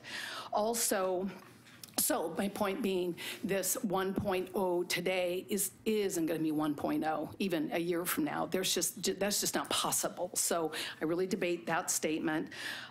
The other thing is, I think for the people in the hamlet of Beaver Creek, you know, it's a fear. It's a fear that Beaver Creek, and I've been here before saying kind of the same thing, it's going to turn into the sunny side of years and years ago, which was the world's largest parking lot. Beaver Creek Road, the hamlet, is the world's largest cul-de-sac. It is our arterial into work, medical care, shopping, all of it. And so Sunnyside was saved. ODOT, Metro, the county, Clackamas, Happy Valley put a lot of money, millions and millions, into fixing it and building Sunnybrook and getting that working. None of that money exists today. So if we do what Happy Valley did to Beaver Creek and just build and build, and we create a parking lot, we're stuck. You really can't go toward Holly Lane. That's laced with landslides. You can't really go toward Oregon City. It's full capacity. I admire the Myers Road plan. It's not going to fix it. It will help a little bit, but that's, again, even more growth. So I wouldn't want to be in your seat. These are really, really hard decisions, but please know that there's well over 6,000 people out my way, pretty worried, and we hope. Yeah, you have extra time because you're representing the neighborhood association. Denise, so that's so nice of you. Worry about the lighting. I don't know. I am eager for Dave McNeil to come up, because we have always hung our hat on a 1993 agreement that was signed, quite frankly, by the city of Oregon City. I think Dan Fowler was the chair at the time, and ODOT, the county. There were others that signed it, but more importantly, it was really completely addressed that Beaver Creek 213 interchange. It did talk about this cloverleaf, and it did talk about who was going to pay for it. X amount percentage here, here, here. I think Oregon City was on the hook for like 10%. We really thought that's where we were heading, and I can relate to this kicking the can down the road comment, because these fixes will last such short amounts of time, and we're going to have less money later than we have now, and things are going to be more expensive later than now. If we had done this cloverleaf, think about it, 10, 15 years ago, oh heck, it would have been so much more affordable than it is right now. So, just so again, you know, we had a discussion about that. Yes, I would love. Very much so. Okay, I think Dave will want to talk to you about it also. He's coming up. Super. All right, thank you. Thank you all again. Yep. Madam Chair and Commissioners, my name is William Gifford, and I live in Oregon City. This is a pickle. This is a pickle, there's no question about it. Of course, it's not going to be solved with emotional appeals, and I don't think people are really as anti-growth as they might seem, because they can appreciate the benefits of some growth. But your decisions can't be made on emotional appeals, nor can they be made in, gee, if we would have done this 10 years ago or 20 years ago, things would have been different. That's not an argument for not doing something now. The given is that that intersection, if it hasn't failed already, and sometimes perhaps it has, is going to fail definitely. So doing nothing is not an option. I don't think that you can avoid this. Having a moratorium on no growth, when I understand that I've been told that 60% of the traffic on 213 neither starts nor ends in Oregon City. The moratorium in Oregon City would not take care of that 60%.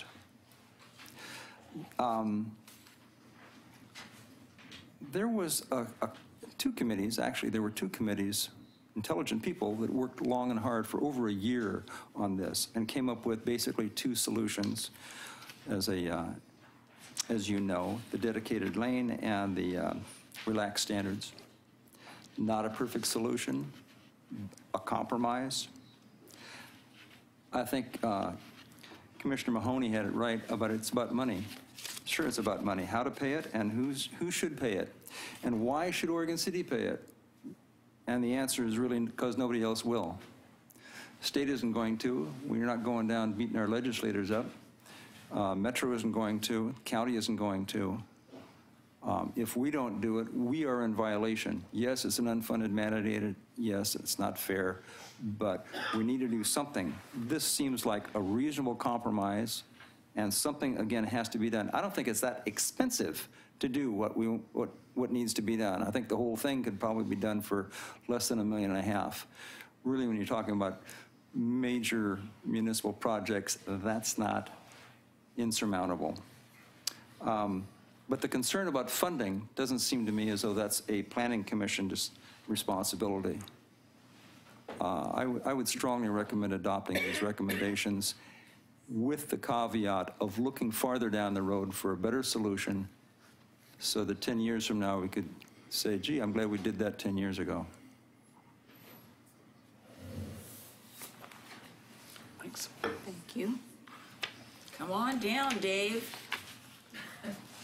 How are you? Good to see you. Good to see you. Christine? Been a long time. It has. Hope you're doing well. I am. We'll visit later. Yeah, well, maybe not. Am I missing something here? I used to work for her. Oh, okay. I'm sorry. We worked together. Are you ready? Oh, anytime you're ready. Okay, Dave McNeil, 15711 South Henry C. Road. I drive the road, it doesn't matter. I'm used to a lot of bad traffic. I spent 10 years working for the city of Oregon City while this road was being designed and built. At that time, the road was designed, 213 was designed for a Beaver Creek overcrossing. At that time, neither the city nor the county had their match. It came down to money again. So the state said, okay, we don't need it right now, so we'll allow a non-grade separated intersection at Beaver Creek and 213. So as the traffic operations manager at Clackamas County in 93, actually 92 and 93, we worked through an agreement with the city, the county, and the state. County took the lead on that. We got the environmental assessment completed. We opened up the Red Soils Complex for you. We did the intersection but at Lynn, Leland, Central Point, Warner Milne, got that all done. We knew, the state knew, we all knew that by doing that, we were going to create more problems at Beaver Creek and 213. Now we're here at the Beaver Creek Concept Plan, going to create more traffic for the Beaver Creek 213 intersection. And I find it interesting that the city keeps missing opportunities. What happened to the city was, in the 90s, the Milano Airport was designated as the new freight airport. It had Metro support, it had ODOT support, 213 was a big deal, and by not jumping on the agreement that we have here that was signed by Dan Fowler, from the city, and by Clackamas County and the state, we have that all dialed in. And they asked the city to do two things: pay a 10% match and keep two pieces of ground open. The one in the northeast corner and the one in the southwest corner, so they knew that when they built that interchange to fix it, they didn't have to pay to tear that development down. So that's critical. You have to keep those two corners open, because ultimately you're gonna have to build it. You can pay a consultant all you want to come up with new numbers. The state, having worked there for 7.5 years in traffic, I can tell you, it's 0.99. It's not any other funny number. It's 0.99. I went and looked at your letter for the Myers Road thing. What does the state tell you? 0.99. The same, you get the same answer every time. They can't allow anything more than that. You can adopt it all you want, but guess what? When it goes sideways, they're gonna come back and say, hard moratorium, transportation planning rule 12. This is it. No more, you're done. So let's make the state fix this thing. This is a state problem. This is not a city problem. This is a metro problem. This is a state problem. This is a county problem. We need to get the county commissioners on board like we had them in 93 to support you at Metro and every place else to get you the money that you need so you can do the Beaver Creek Concept Plan. The city can't just die. I saw what happened to cities in the 80s and the 70s, and I mean, it was horrible. I mean, the city has to have growth. They have to do that. But the way we're going about it with this isn't gonna work. I mean, this is kicking the can down the road again. and it's not going to help. You're selling out the people that you want to build the development for. They're going to buy the houses and go in and do the business, and then they're going to be like the people did down in Clackamas in the industrial area. They told the county, if you don't get us an overpass and fix that Sunrise Corridor, Fred Meyer, Safeway, we're out of here. Business will do that. They cannot afford to have their trucks and their employees tied up in traffic. And 0.13, give me a break. That isn't going to happen. So I'd like to give this to you tonight. You can have this. I will also reply in writing to you, okay, with all the stuff that I know. But the city has missed a number of opportunities and set you up for where you are today. That's too bad. Metro bailed on you and ODOT bailed on you. And you got to get them back to the table. You have to. And if that takes going to the Oregon Transportation Commission to do that, I go with you. So, okay. Thank you, Dave. Thanks. Nope. Don't clap, don't clap. Thank you. Thank you. Hi, Christine. Hi. That's a hard act to follow. Excuse me, I'm sorry. It's okay. Christine Kaczynski. I live in unincorporated Clackamas County. The addition of another right-hand turn lane on Beaver Creek Road for motorists turning north on Highway 213, I feel will be of little help. You have already recognized that many rear-end accidents happen here, but adding another lane will just create even more rear-end accidents as motorists try to merge onto the highway while some other motorists will be reluctant to let them in, thus slowing traffic down. Where was citizen safety in all of your meetings? To use a Band-Aid to fix this problem and then to put the citizens in harm's way from rear-end crashes is no solution. What Oregon City is experiencing is the result of developing too fast, at any cost, and without the grade separated intersection and infrastructure needed to support your large build-out. My suggestion to the city would be, don't add the right-hand turn lane. Save your money. Spare the people and stop more rear-end crashes. Asking the people to jeopardize their lives while traveling this corridor is wrong. The people should never have to pay for these mistakes. Your key to growth is by building that grade separated intersection. Until you do this, your current traffic problems at this intersection will just become disastrous. I've had several phone calls from people both inside and outside the city. Many of them are making plans to leave. Some have already bought homes elsewhere, and they say that much of it is due to heavy, fast, and unsafe traffic conditions that have been created here. No Band-Aids. I vote for real change that will make a difference in the years ahead. Do as the city of Seaside did. They put the alternative mobility targets to a vote of the people. And through the process of listening to their people, they found some solutions that they could all live with. Thank you. Thank you. Paul and James Nacita.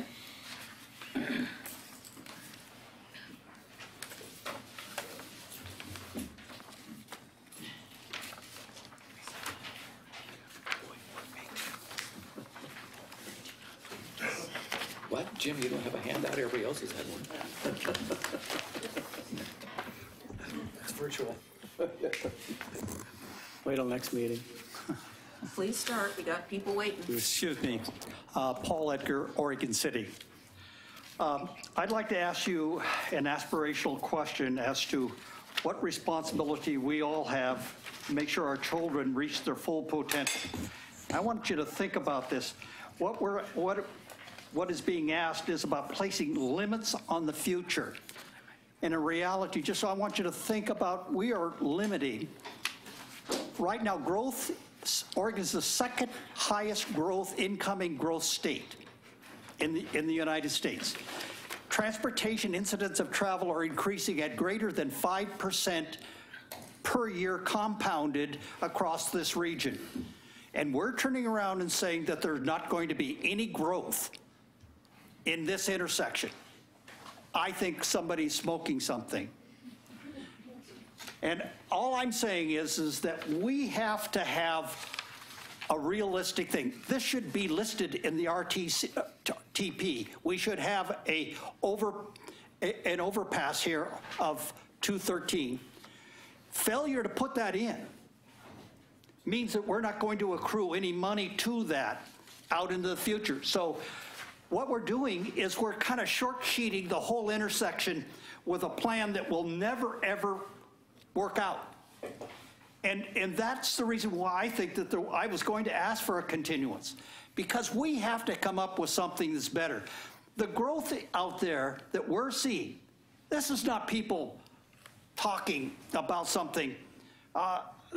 The plan, it's hard to beat Dan, what he said, and I would echo that, and I was thankful that somebody would come along with more credibility, more experience, and tell the truth to you guys. Really tell the truth. And if we don't come up with something, we should have something more in the RTP, and we should be demanding out of ODOT, out of JPAC, Metro, and all that. I've gone through the financials, and if you were to take a look at the financials, they're stripping out of the all-purpose transportation funding that's coming in hundreds of millions of dollars. They have to accumulate $1.5 billion just to pay for the Southwest Corridor light rail plan. That money is coming out of all of the funding that's been coming in. And so when that money comes out, that's the reason why we don't have money to go around in other places. There is money out there. We don't have the clout to be able to ask for it, and we should. Thank you.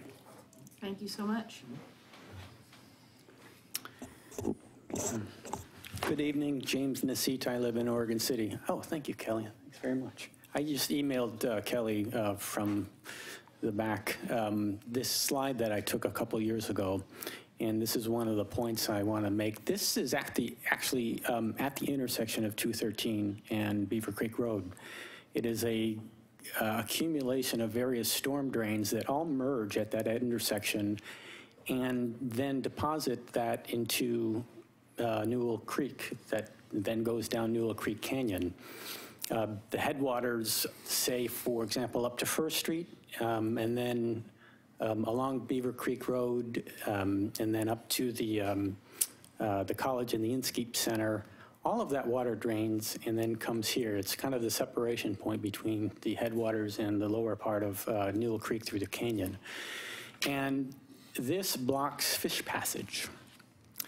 And I'm wondering if it might be an idea to consider, as part of this project, dovetailing, since there will likely be some construction at the intersection, say with the right-hand turn lane, whether we might be able to incorporate a project to create a more fish-friendly passage as the fish come up Newell Creek, and then have some kind of little ladder or series of pools that they can climb up, go through the culverts, and then repopulate the headwaters of all of these creeks. That's one of my questions. Second point I'd like the commission to consider is when I saw the lists of recommended items, I didn't see two types of alternative mobility that I thought would be discussed, and maybe I'm just missing something. But to get back to Newell Creek, I'd like to talk about bicycles, because there is already in our Trails Master Plan a very substantial trail that is supposed to go from about this intersection down through Newell Creek and wind up near the end of the Oregon Trail Interpretive Center and the intersection of Washington Street and Abernethy Road, which for some commuters, that might be a pretty nifty way to commute, to and from work if you're a hardcore bicyclist. And if the bike trail were constructed appropriately, it could handle with enough width, some high-speed bicycle commuters and those who have the agility and strength to go up the hill on the home commute, and who knows how many of those there are. But there could also be other routes, off Newell Creek Canyon that would get you downtown without having to fight the traffic on Malala. I'm sure that could be analyzed. And finally, the bus question. I don't see a bus on this. Recently, there have been some rezonings to mixed-use corridor along Beaver Creek Road, which, you know, if you read the comprehensive plan in the Metro Urban Growth Management Functional Plan, requires a bus traffic. I don't think any of these other mobility targets should be implemented until that key element of alternative transportation, transit, is agreed to with TriMet and actually implemented, so that that stretch of Beaver Creek Road has a very frequent high-capacity bus transit. Thank you. Thank you very much. Posed several interesting questions for us to ponder. I have Martha Moore and Dan Feller.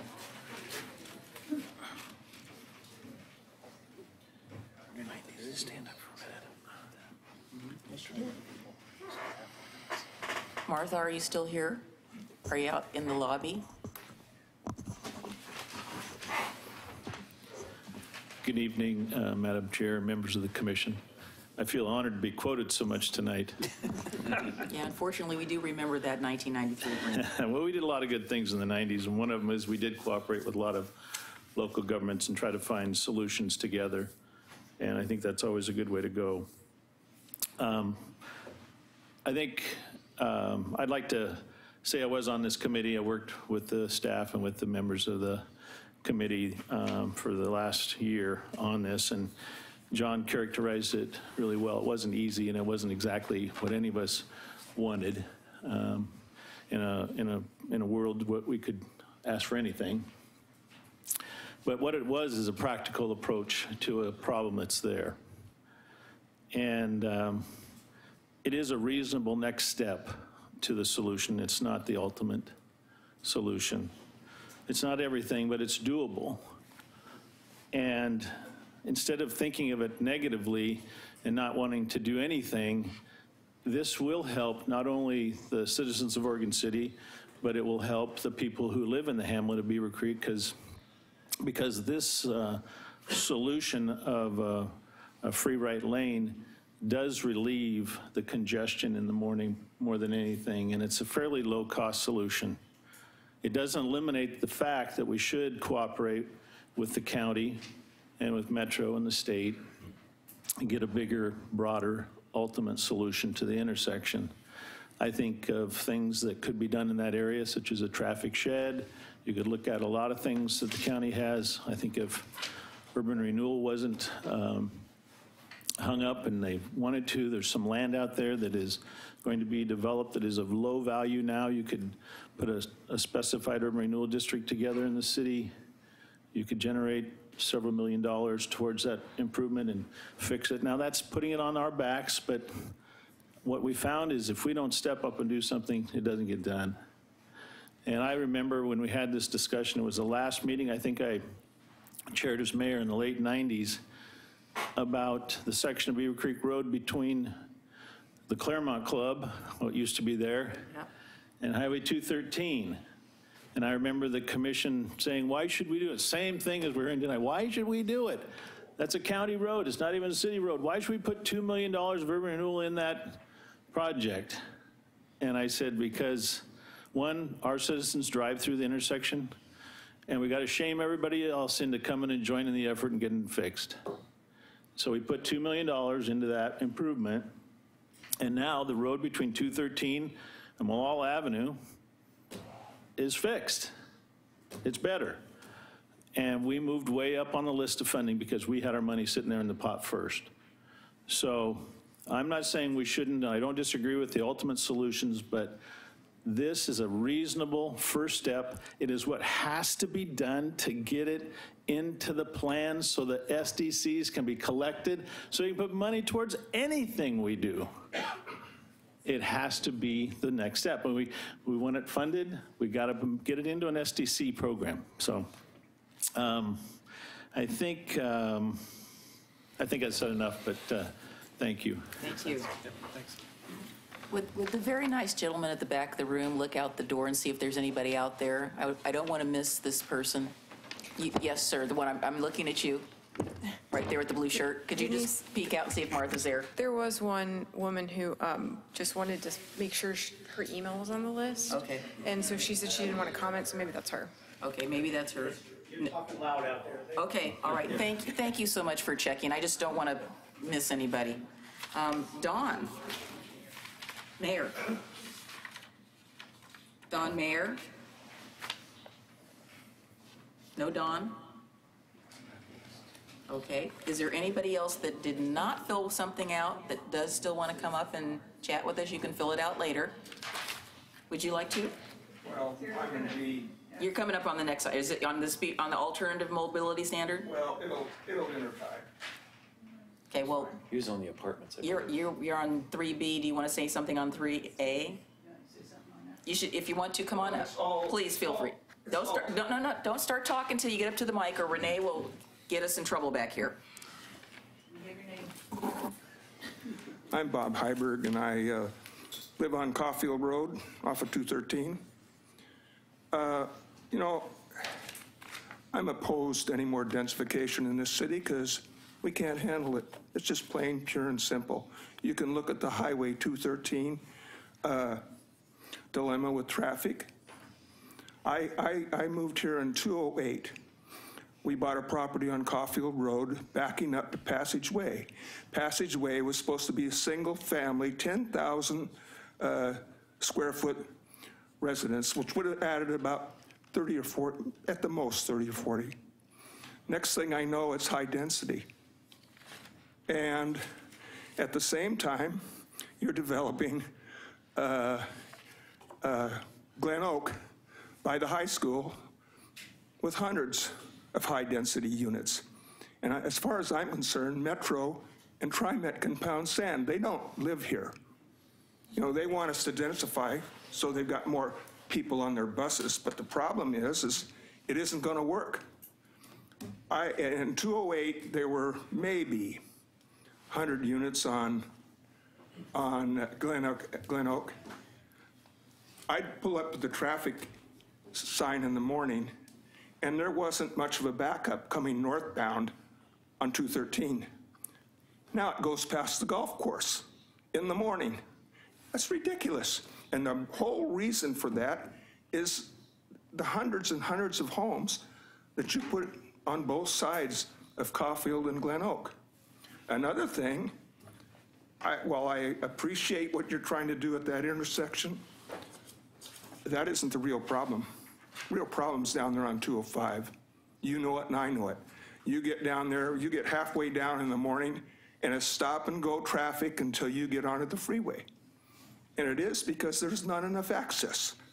And so that's basically why I'm opposed to high density housing. I don't think we have the infrastructure to handle it.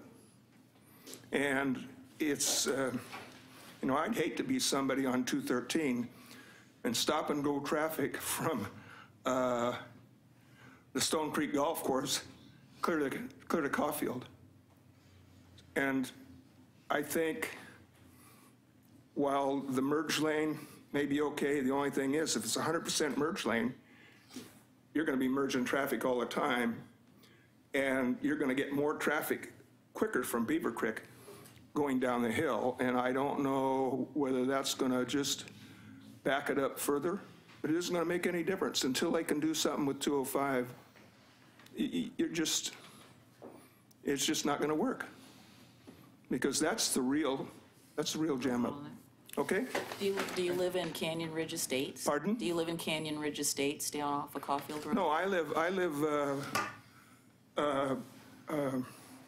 about 5 houses west on Caulfield. On Caulfield, okay. I was just trying to picture in my mind where you were. Yeah, so. I saw what this densification did to the traffic. And I think the city made a mistake. I don't know whether they were looking for the dollars or whatever, but it wasn't a good result. We just cannot, we don't have the highway infrastructure to continue densifying. And I think we'd all agree to that, unless you just want to spend hours in traffic. And I'm retired, so The only time I have to go down early is when I've got an appointment or something, but I wouldn't want to have to do that every day. And I certainly wouldn't want to see it get any worse. So thank you for your comments. Appreciate it. Okay, thank you. Anybody else on? Okay, so we need to take a pause for a moment while he changes the proverbial tape, so to speak. But if there's anybody else that wants to speak when we come back on, just come on up and we'll have you fill out a card later. So take a little recess, stand up, stretch for a minute.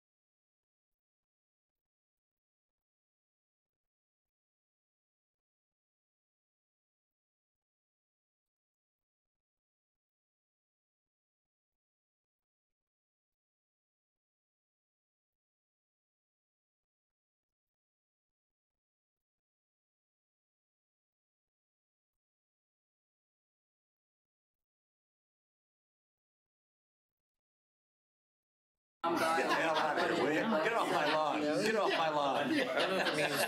So then we can get number 14. Let's all sit down and finish up. Yeah. I don't want to. If we have to, I will. You know, I'm not a fan of doing work sessions when I'm all trapped. I really function better when it's earlier in the meeting and there's clear juice to flow. No, I don't. You know. Okay, what'd you do?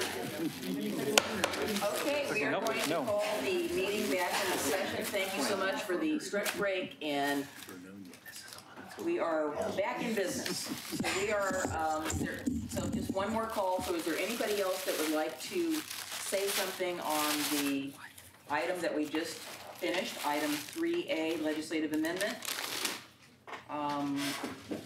Nobody? Okay, so we've been requested to have this continue, so is there well, first of all, are there any questions of staff? Because we're gonna continue it anyway.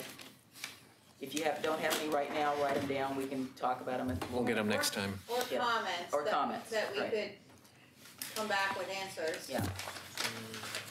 Well, I think there were some points made about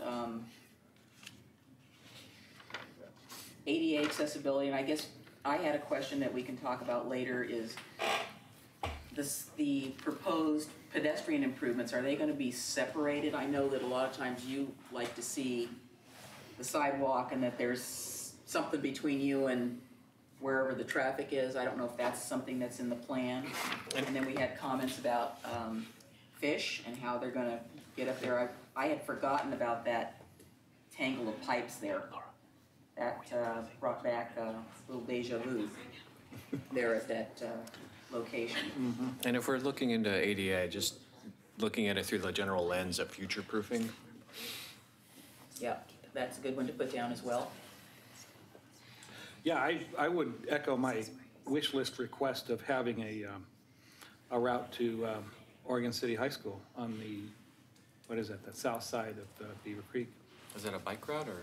Bike route, A bike yes. route, yeah. I'd be scared to death to ride on that highway. Well, I mean, it wouldn't. That's just me, that's just me. But see, maybe it wouldn't be a bike route on the highway per se. Right. It would be something that would be on the right of way with a Trail. with a strip. Yeah. Maybe we should take If it's possible. ask staff to take a quick peek at the I'd like to bicycle really take a master plan serious and look at see that. how those two things either conflict with each other or are compatible with each other. And then I also agree with Mr. Nacita's comment about looking at enhanced TriMet bus. We talked about that at the very nascent stage of this whole process. And that really should be, we should really get some meaningful response from TriMet about doing that as part of the overall picture. I'm assuming they got a comment, they got a request for comment, and we've had difficulty in getting timely response, is the way I'll say it nicely, from them. TriMet? Yes. Yeah. They were on the Were they on technical on advisory on committee. the advisory committee? Yes. Well, if we're gonna have a bike lane, I want a designated motorcycle lane. Motorcycles can split lane. That's right. Yeah, I saw somebody doing it the other day, scared me. And then the other thing that I was curious about was that there was the half diamond that looked like it was the most efficient transportation. I know that's the expensive one, and that's one that we have to look at later, but that one was completely eliminated from the plan, yet it was the most efficient one.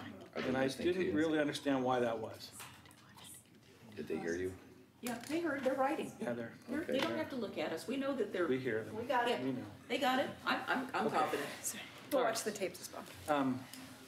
Let's see. I'm sure I have more, but I think those are the highlights for me. Yeah, I think the other one is that, until it gets brought up and you don't remember everything, the document that Dave McNeil brought up.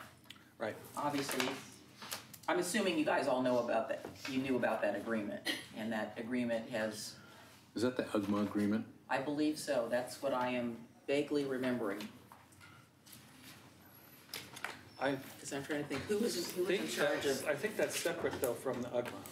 Like, who was in charge of transportation in Oregon City in 1993? Because I certainly can't remember. It was Manish. We'll dig into He it was for a you. transportation engineer. But for the county, I don't think Well, not Manish for- worked for no, us. he worked for us. He worked for us? Manish? Manish? Was it Nancy, was it Nancy, Nancy? well, Nancy Kretschauer was the first Right. city engineer. I've been trying to think if it was Nancy And or. before that was Henry. If we're going to ask for a continuance, do we know a date? Yeah, so we would like to ask for a What continuance are we looking at the date? to February 26th. Okay, well, we're already kind of piled up on that day, aren't we already? We're busy, but we're busy before that day. We're busy the after that What do we day. have coming up on the 7th? Not that I want to push this to the 7th, but Of March, you mean? no, I'm talking of February. February's 12th is our next meeting. sorry. And that's going to be a big meeting. The problem, My brain is on February 7th, sorry. yeah, so we're kicking this 2 meetings down rather than February 12th to February 26th because we want to make sure that we get you thorough answers and that we have enough time to really dig into all this. And so we wanted to kind of kick it. If we go to the 12th, we'll have to have the materials ready. Oh, I know, 7 days I wasn't in even suggesting that. I was just in my head thinking, okay, what, we can't do it then. And we've already got other items on here, which look like they're gonna be interesting, that are getting pushed down to the 26th. You'll see some continuances. When we do our, at the end of this meeting, when I do communications, I can go through what we have upcoming, or I can send you guys an email with our tentative agenda. But And you're I'd right. like to see more language, creating more of a linkage to the future projects that need to be done there, like the diamond projects or grade separations or whatever else it is we might have the money for.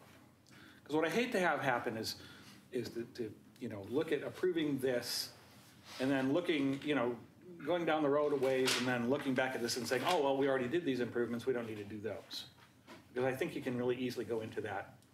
I really think that this, if we support this, this really has to be a stepping stone.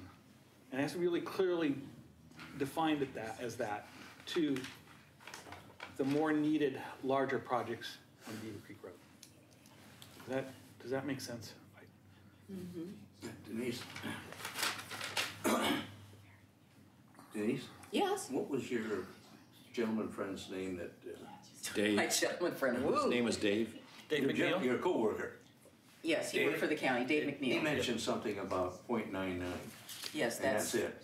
Yeah, not the one. Right. So if we go to one, and which the mobility study suggests we do, and the state says 999 or 99 is it, have we jeopardized our position with the mobility study? We're doing one thing, the state says another.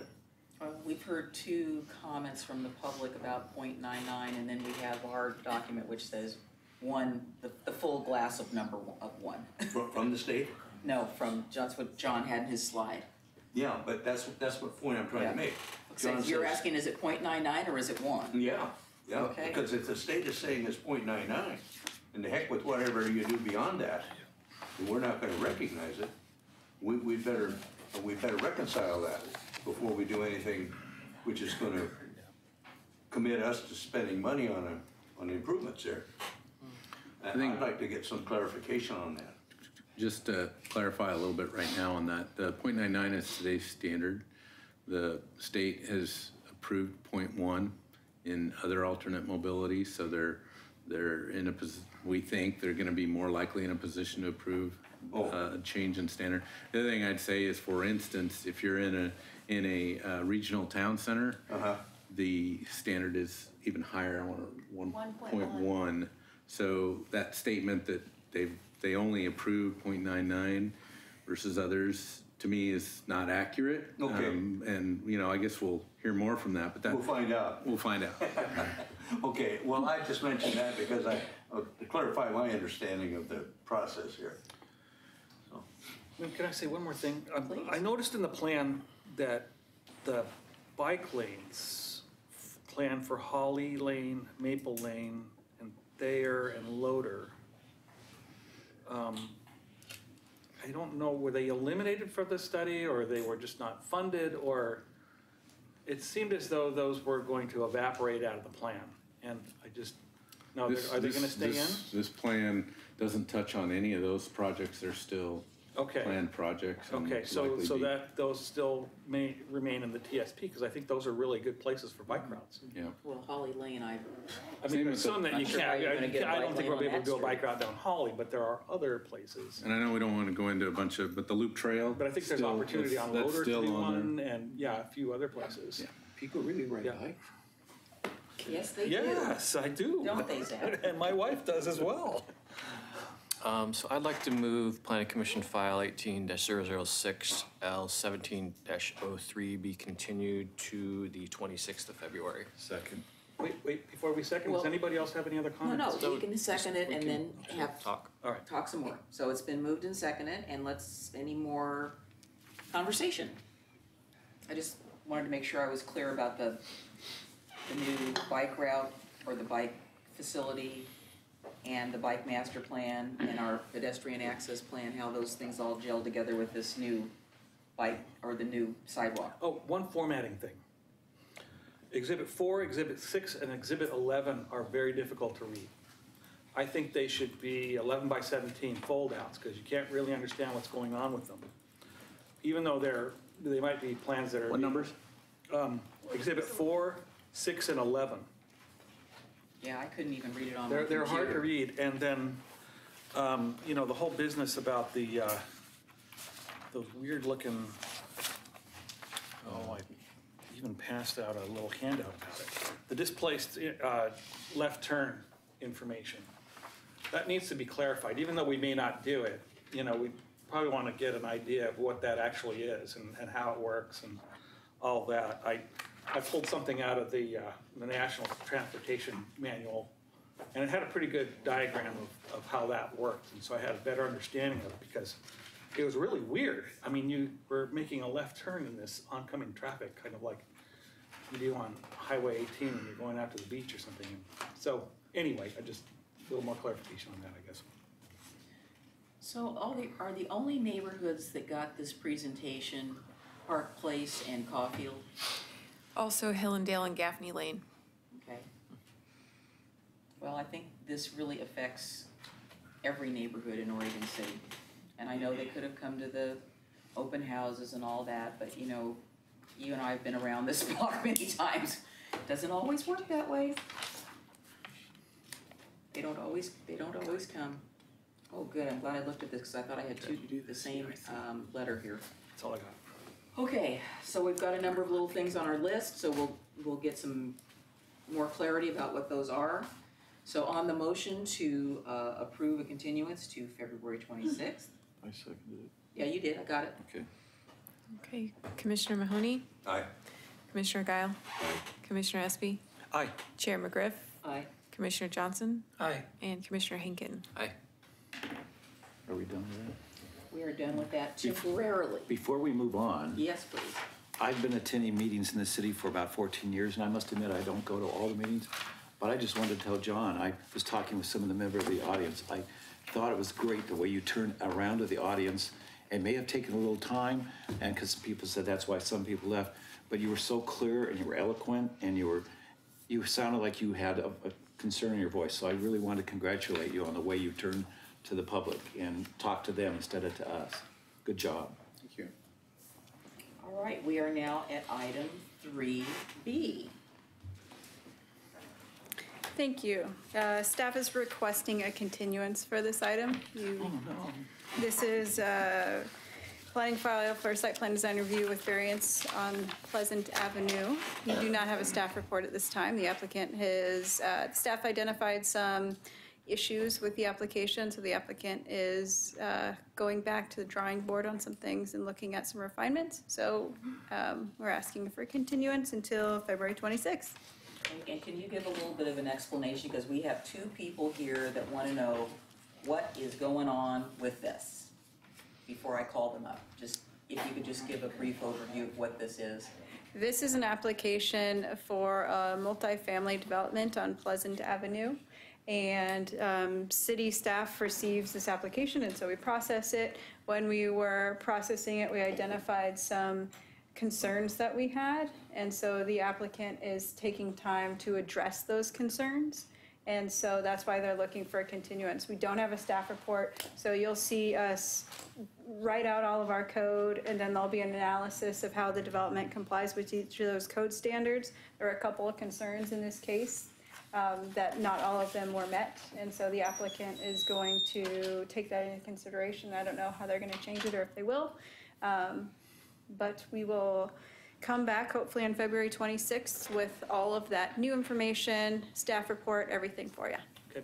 This is property that, actually, Scott and Robert, why don't you guys come on up? So this is property that was owned by the Soil and Water Conservation District. Those two over there. That they sold. Well, I know, but this is a different item. It's the same, the same, but I'll get it. Yeah, come on.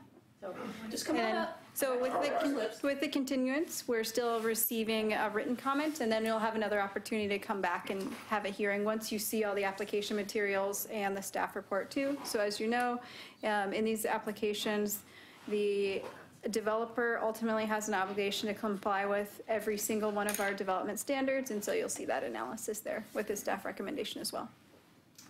So Scott, what can we answer for you? Say Well, I name for the record. Yeah, Even though I just said your name. Scott Woolley. I live 333 Myrtle Street, which is directly, it's a dead-end street. Sure. Piece of property goes on from there.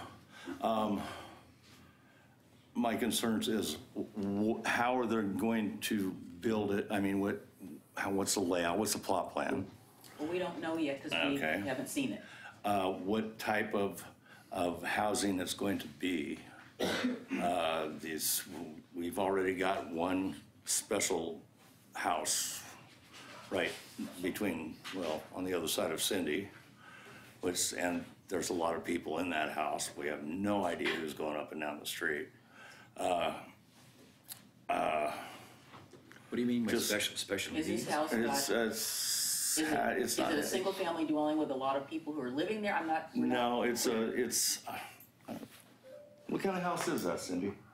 It's a group home for site. Okay, thank you. Okay.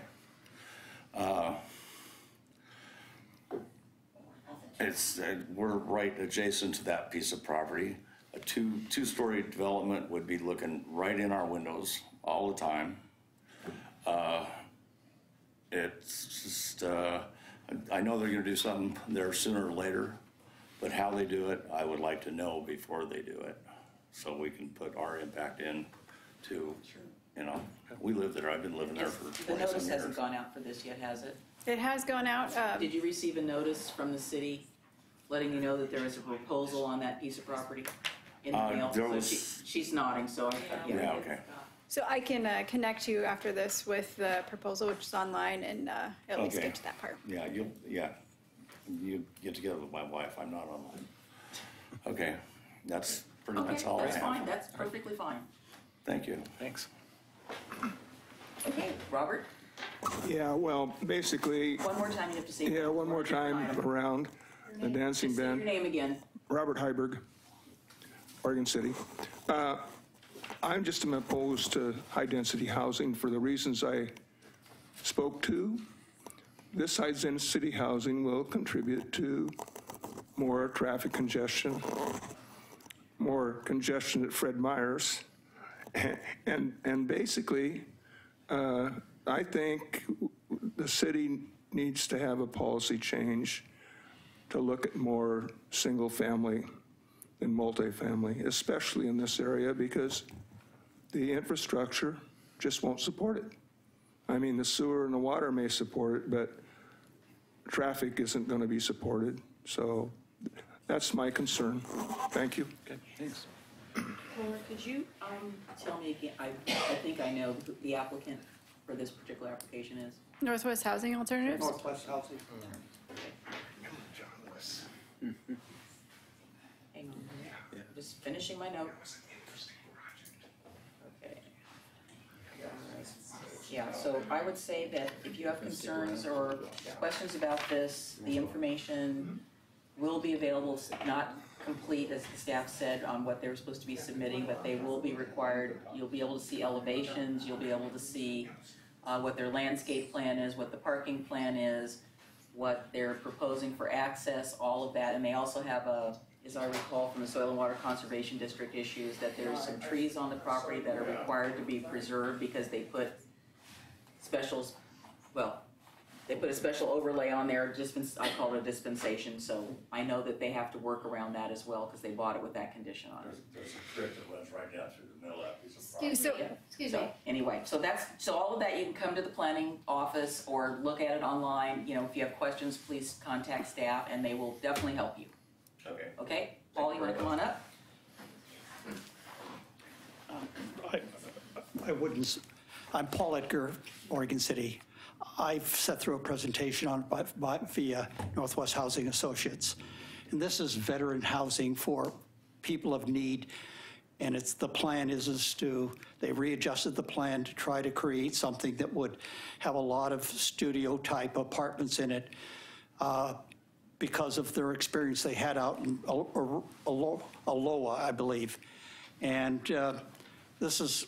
these are people that are adjusting the cost to those below the medium low average, and they have a very creative method of collecting rent, which is amazing for people of need.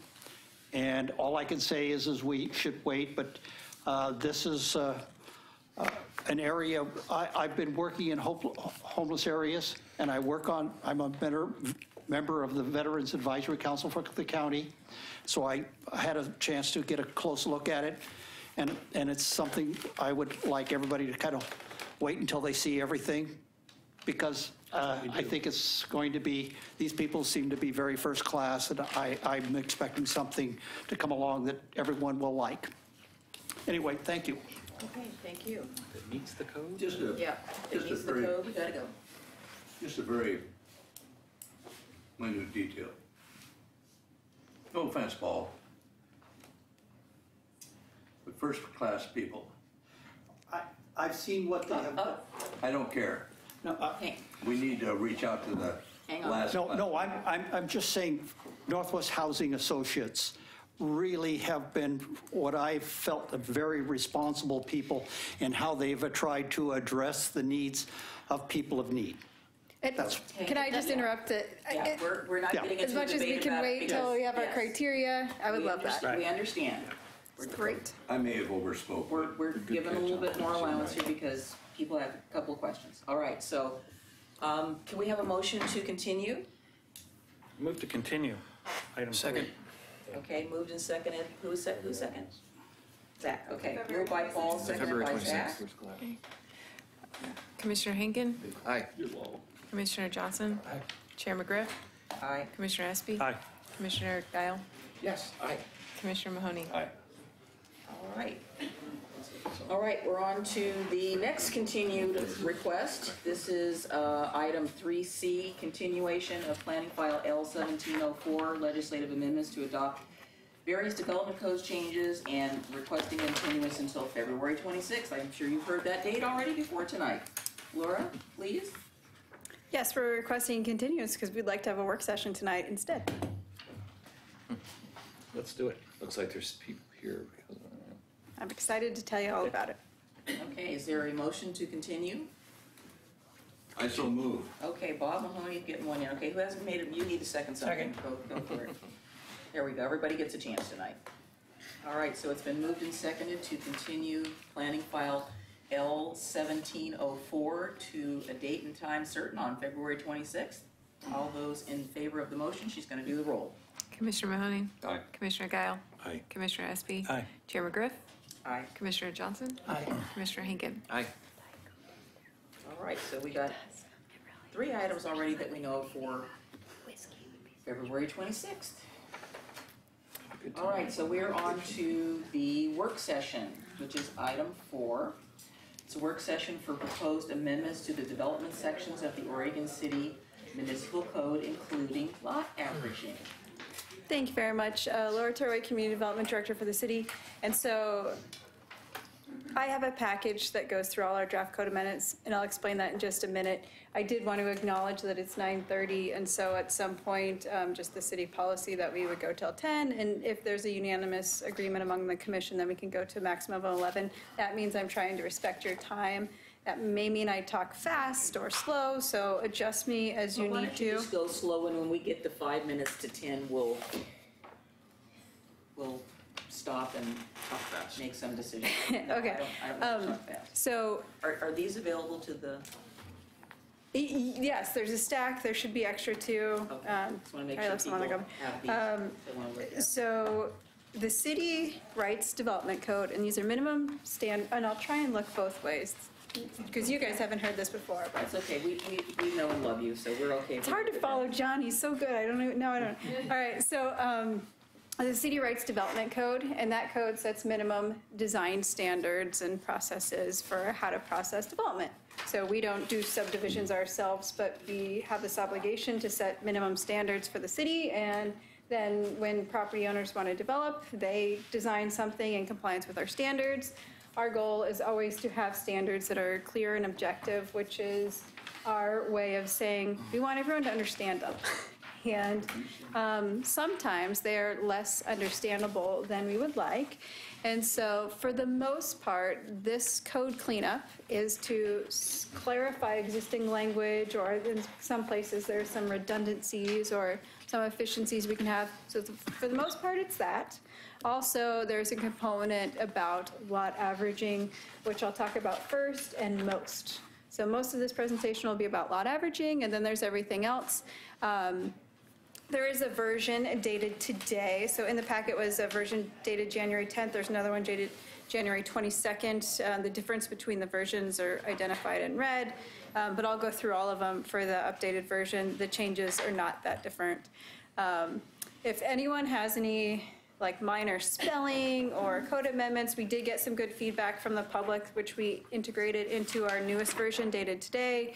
And so just tell me that afterwards. I'm hoping we could stick to this higher level, if that's okay, so then I can get through it in a timely manner to allow you to take public comment if you need to.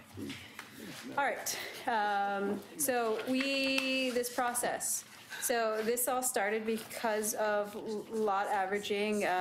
We then put together a package of code amendments. We did a Measure 56 notice, which means we mailed that blue postcard to all properties within the urban growth boundary, so more than the city. And now we're here with a work session. We also took these amendments to our development stakeholders group, and we will also be going to the CIC in a few weeks as well. That's why we're continuing to February. So the biggest topic about this is lot averaging. And so this year we heard a lot of concern from the public regarding a standard that we have. So which page are you on so everybody can follow along? She's only in this one. Oh, so we do have this packet that is floating around. If anyone needs a copy, let us know and we'll get you one. Kelly can get you one. So we have a summary page on the beginning, which is a quick guide to all the changes, and then we have the actual code changes later. I'm just going to talk about them by topic. I don't want to fill up all your screen with all these red line versions. The first lot size reduction is what I'm proposing to change it to, is on page 2. But it's first thing, I'll go through it in order so you can follow along. And the order will be the same as the prior version. So the city had a standard in our development code. And the standard said when you do a subdivision, which means when you divide property into lots of 4 or more, you can have some smaller size lots as long as the subdivision as a whole averages the minimum lot size of the zoning designation. And it provided really clear and objective standards. So it says this is a mathematical equation. It does not result in an increase in density. What it results is you figure out how many lots you can get on a property. So you build the roads and you take out that and everything left over. That tells you how many units you can get. Then the developer will go around trying to draw out a map of where those lots configure and how that goes. Generally, when you go from, all right, I divide my land by whatever the zoning minimum is, I get my number of units, you end up losing some lots because it can't all physically fit. You can't meet lot widths with lot depths and the constraints that you have. And I'll show you an example about that in a minute. And so this provision was adopted to give flexibility and to allow development to build closer to the density that the zoning code already allows. You'll see when we go through the map exercise why. So we adopted it in 2004. We amended it later to allow lots to be even smaller. This year in 2017, so I don't want to talk about any property specifically, although I'll give you one example. Any ones that we're in court for, we don't want to talk about, or that aren't settled. But we heard a lot of feedback about this development from the community, from the Planning Commission, from the City Commission, you name it. There was a lot of concern regarding this proposal. And so what we heard was it allows too much, that it allows, you could have a situation where you have a couple of really big lots and then lots of really small lots. And that wasn't okay with the public. And so what we did is we crafted amendments to that standard, and I will go through them in a second, but staff took a stab at what is the right language. So we're hearing that the language we have is wrong, and so we came up with a proposal, and so through this public process in this work session, we're trying to figure out, like, should we change this? Is this okay? Is this not okay? The language that we came up with is rather, when you have a subdivision, say you have a 10,000 square foot zoning designation, which is your minimum, rather than have lots that are 8,000 square feet, which is a 20% reduction, provided that the whole subdivision averages 10,000, you could only have lots that are 9,000 square feet. And only a quarter of the lots can be less than 10,000 square feet. So what we did is we limited how low those minimum lot sizes can go. So go a little bit less than you can now. And then we also limited the number of lots that could be lower than the zoning minimum. So both of those things, we don't right now have a cap on how many lots can be below the zoning minimum, provided it averages out. And we do have a cap on how low you can go, but it's lower than we have in our proposed draft code, zoning code. So what we heard is that we got it wrong. And we heard that from our development stakeholders group, which consists of there is someone from the CIC, but also the development community. So we're here through this public process to get it right. Whatever that right is, this is a community decision, so you tell us what it is, right? Let me go through some examples so I can bring this to light a little bit. Isn't a developer going to naturally be wanting to have things the way they are? I mean, it's up to the Planning Commission, ultimately City Commission, to decide where you want our minimum development codes to be. So it's up to us as a city. It just makes sense to me that a developer is going to say, no, I want to be able to do what they have been doing. We don't have to worry. Well, I mean, this is a balance, right? There's ramifications to these decisions. What does it mean if we're trying to get more housing and we limit how many houses you can get? What does that mean if we are looking towards prices and then you get fewer lots? And I mean, there is a lot of moving parts to this. Larger policy considerations for us. So what we had is we had a developer who was willing to take a subdivision layout that they had using our existing code and then relay it out using our proposed code so we could take a look at the difference. So it was really great to have the ability to take a look at that because we don't have the capabilities of laying it out ourselves. So this is a subdivision. It's in the R6 zoning designation. That means using the 20% reduction, it yields 28 lots, and you see the lot layout there. What they did is laid it out under the proposed draft code, and that reduces it to 23 lots. And so the areas that are highlighted with the orange rectangles are places, each one of those places lost a lot. And again, the zoning designation allows an X number of lots. This calculation doesn't give you more lots, it just gets you closer to how much you could physically fit in. So what we're seeing is, I'm going to use this laser pointer, sorry, I know you guys can't see it, I don't have a mouse. So for each of these squares, take a look at lot number 10. This is under the proposed code. There's one lot there, and it's about 10,000 square feet. In our current code, there's 2 lots there. So this is where people take advantage of those reductions, is that this area is constrained by this size block. And what we did is we prioritized a connected transportation system. So we prioritized that we know we want streets. And we know that we have constrained land and natural resources and other things, all of those constraints. And to help accommodate the density that the zoning code allows, that's why this development or this reduction was put into place to allow the overall effect to be closer to what zoning allows. So let me flip back and forth a little bit on each of these. You can kind of see the difference. So this, and I'll try not to make everyone dizzy, lots 11 and 12, you see 2 lots there. Oops. And you see 3 lots under our existing code. Here too, you could see it's in areas of constraint. So see this block face or these block faces, which are constrained by property lines and street alignments that would result in a net reduction of lots. And that's one thing that we need to also think carefully about as well, since we don't have an updated housing inventory, and we would be making a change that may result in less housing within the city. Laura, there's something that confuses me here on the graphics of this. Lots 11 and 12, you show 2 lots there. Then on the other one, you show 3. And then you say the density can increase, cannot. But you've added, it appears graphically that you've added another lot. Yeah, thank you. That's a good clarifying point. So if you were to take, this is an R6 zoning designation. So if you subtract out, you take the parcel, you subtract out the land that's dedicated to the streets, and then you divide what's left by 6,000, that's what your zoning designation allows, whatever that number is. Then, so that's going to be a higher number. Then you try and place it based on lot width and depth and configuration of these block sizes, and that's where we're seeing that reduction in lots, is that developers are needing the ability to have a smaller lot size to be able to fit the zoning designation density. Sorry. So I'm not explaining this very well. If you could get 10 lots. As it exists right now, this right here.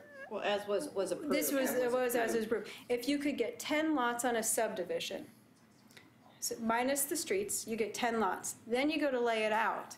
There's going to be places like on here where you're constrained by the property lines and the streets and the configuration, and you're not going to get 10 lots. You're maybe going to get 9 lots or 8 lots with our existing code. With our proposed code, you're not even going to get that. You're likely to get 8 or 7 lots.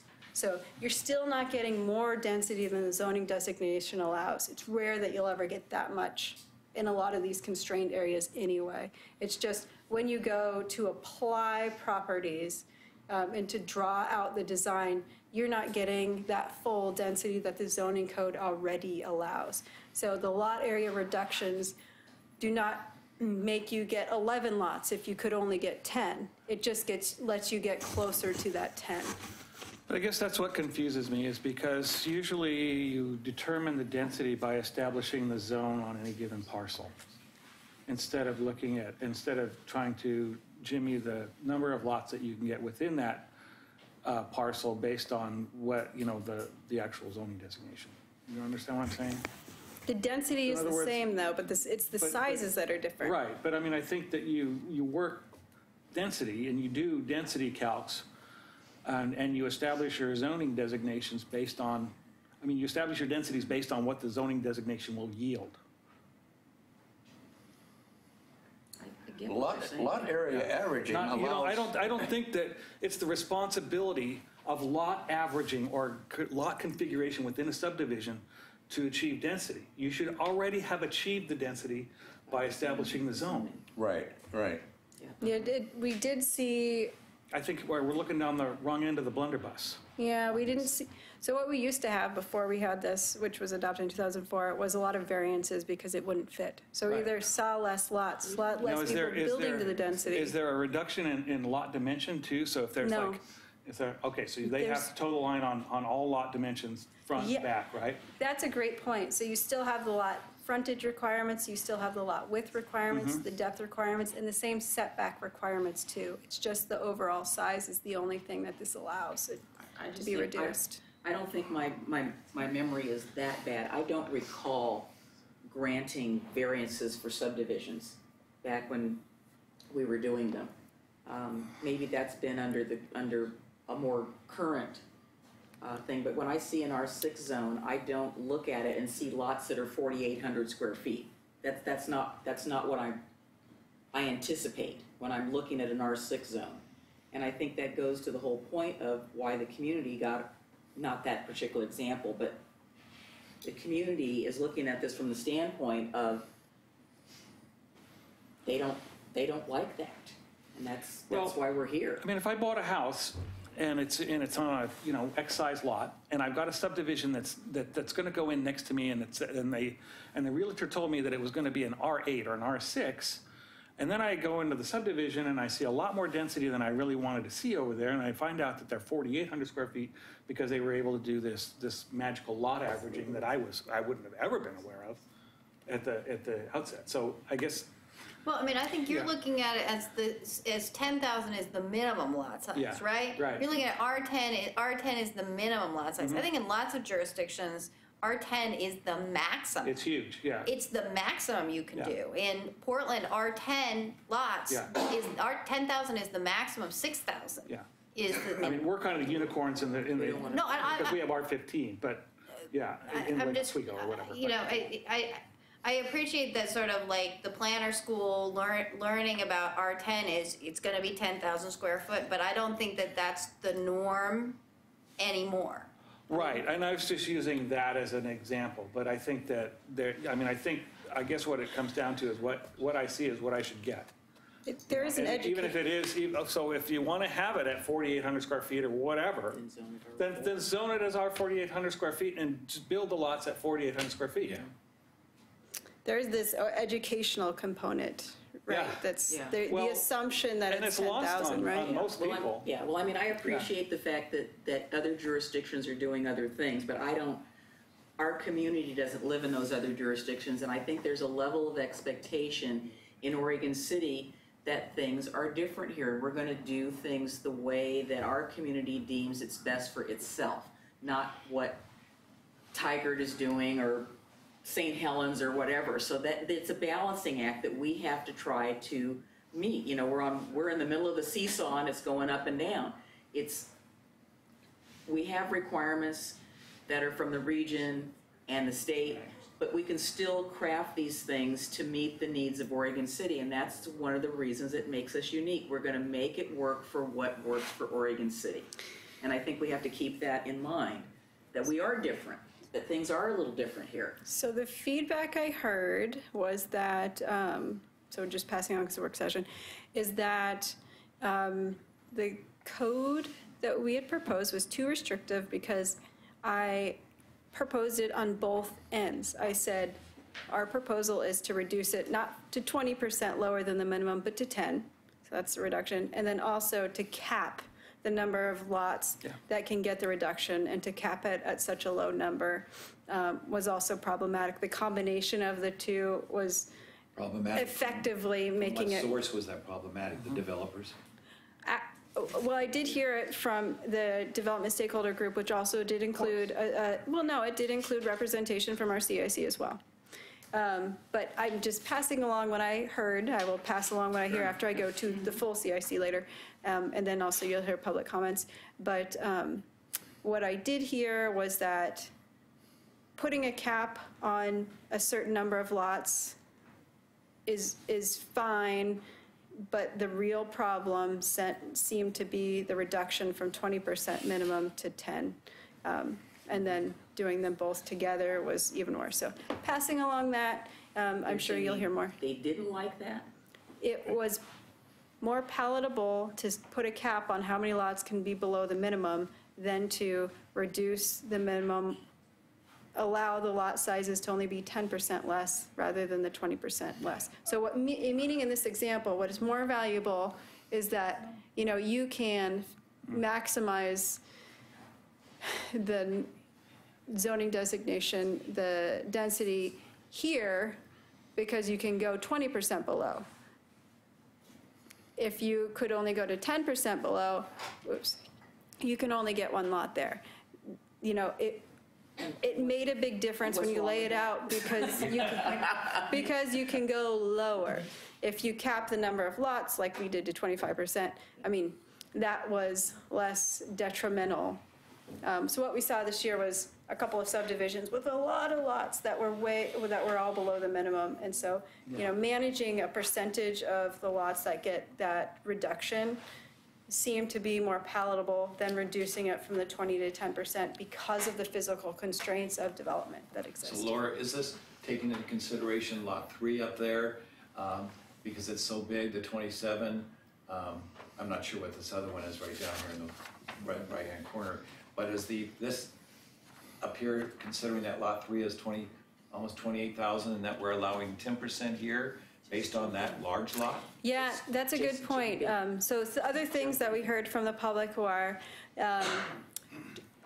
that some of these large lots are way too large, that we shouldn't include easement areas, and that when it's adjacent to other properties, that's a concern too. And so the deliberate intention was to create code that is clear and objective. The problem with easement areas is they change a little bit as you go through the development, and they're a little bit hard to say if you don't include an easement area or not. So what we want to do is create good code that we can implement really well and have clear for the public. You could cut this pie many ways. You could say the largest lot can only be 3 times the smallest lot or whatever it is. And so we just took what we thought is a clear and objective way. But you could cut this pie many different ways. We did hear feedback. I guess Gresham did the thing where you can't use a lot size reduction adjacent to other properties. And what they saw was all sorts of crazy design subdivisions that had flag lots that acted as a buffer, which is, the overall result was just trying to find loopholes too. And so we were trying to minimize those unintended consequences. But when you're building, we seem to be building more under electrical wires nowadays. I don't think we used to do it. We avoided them. So now we're having more of these huge lots that we have to average in with everything else. And I think that was my big concern back a few months ago. 3 huge lots, and look what it does to skew the rest of the lots. Yeah, so that's why we put the like cap as the 10%. percentage that could go below, just for that reason, without, trying to figure out how you identify the easement areas up front. Well, Laura, you've expressed the how, but I don't understand the why. What's the purpose of lot averaging? I would say Go for it.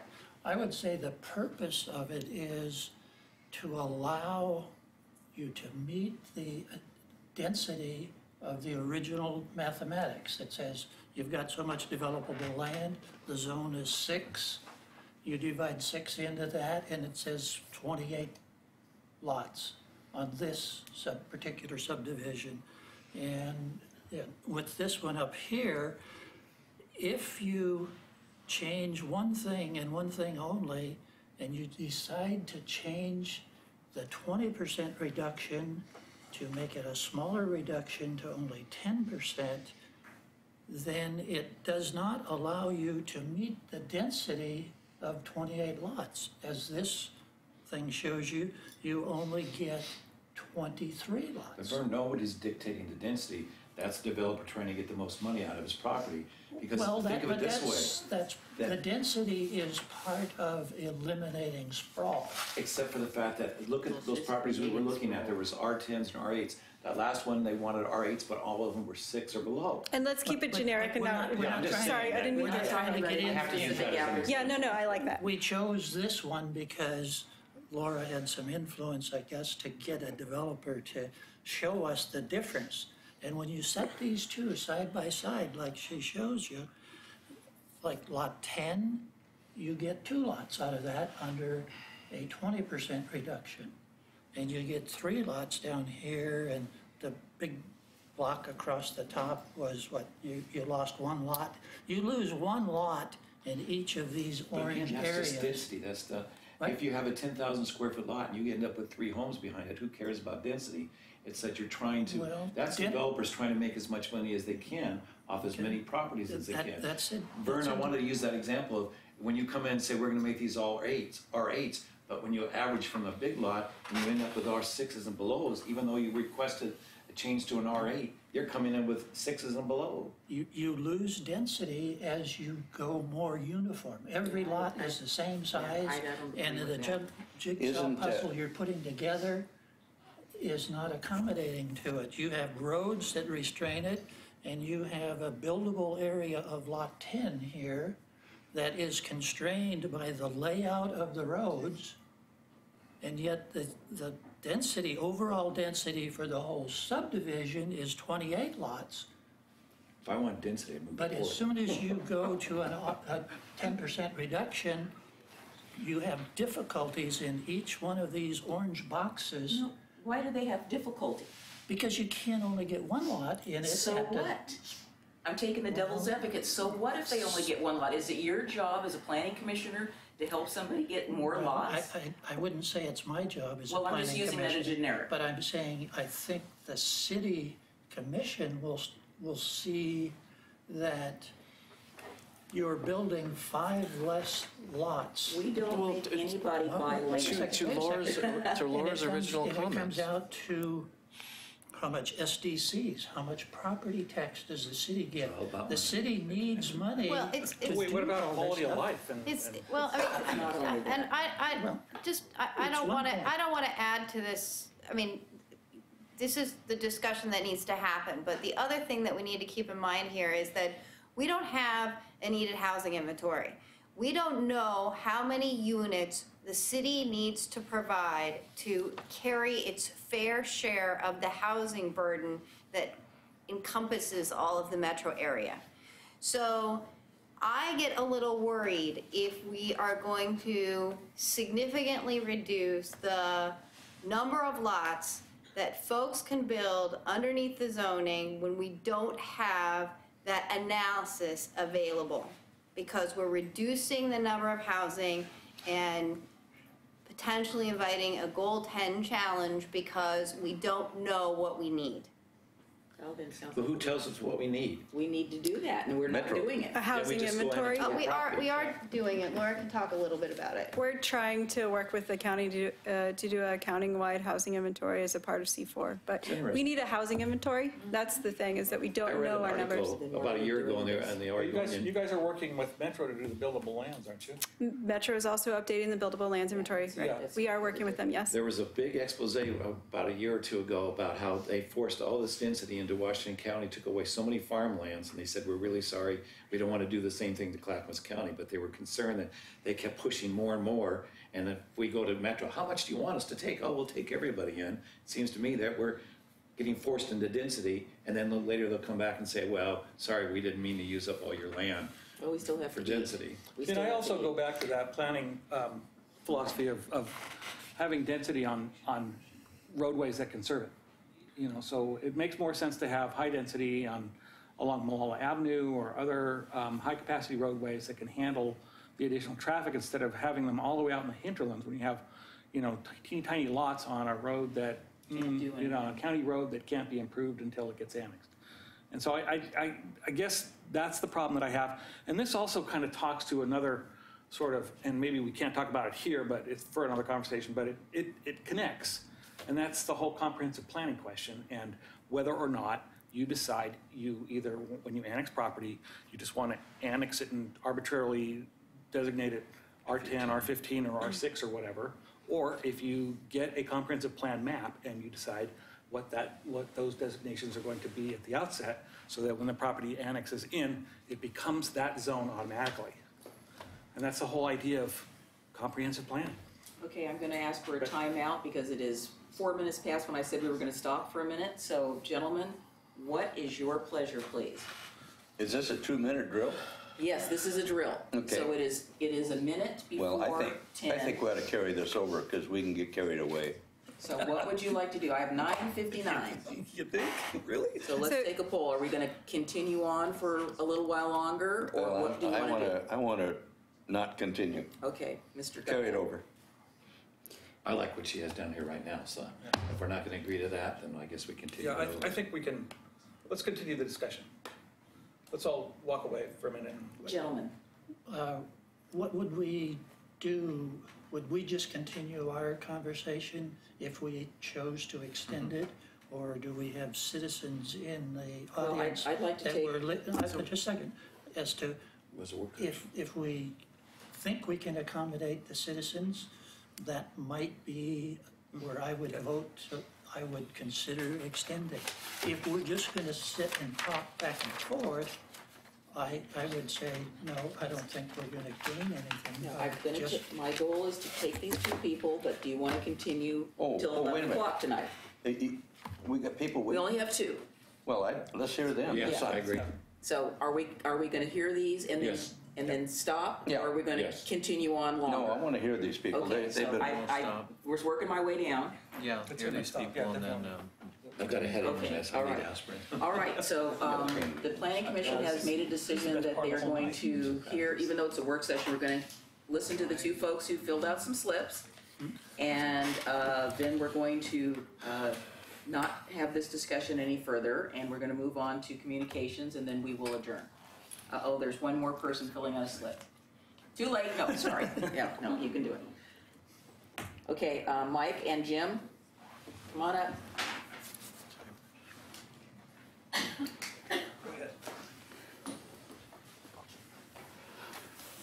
You're first in line.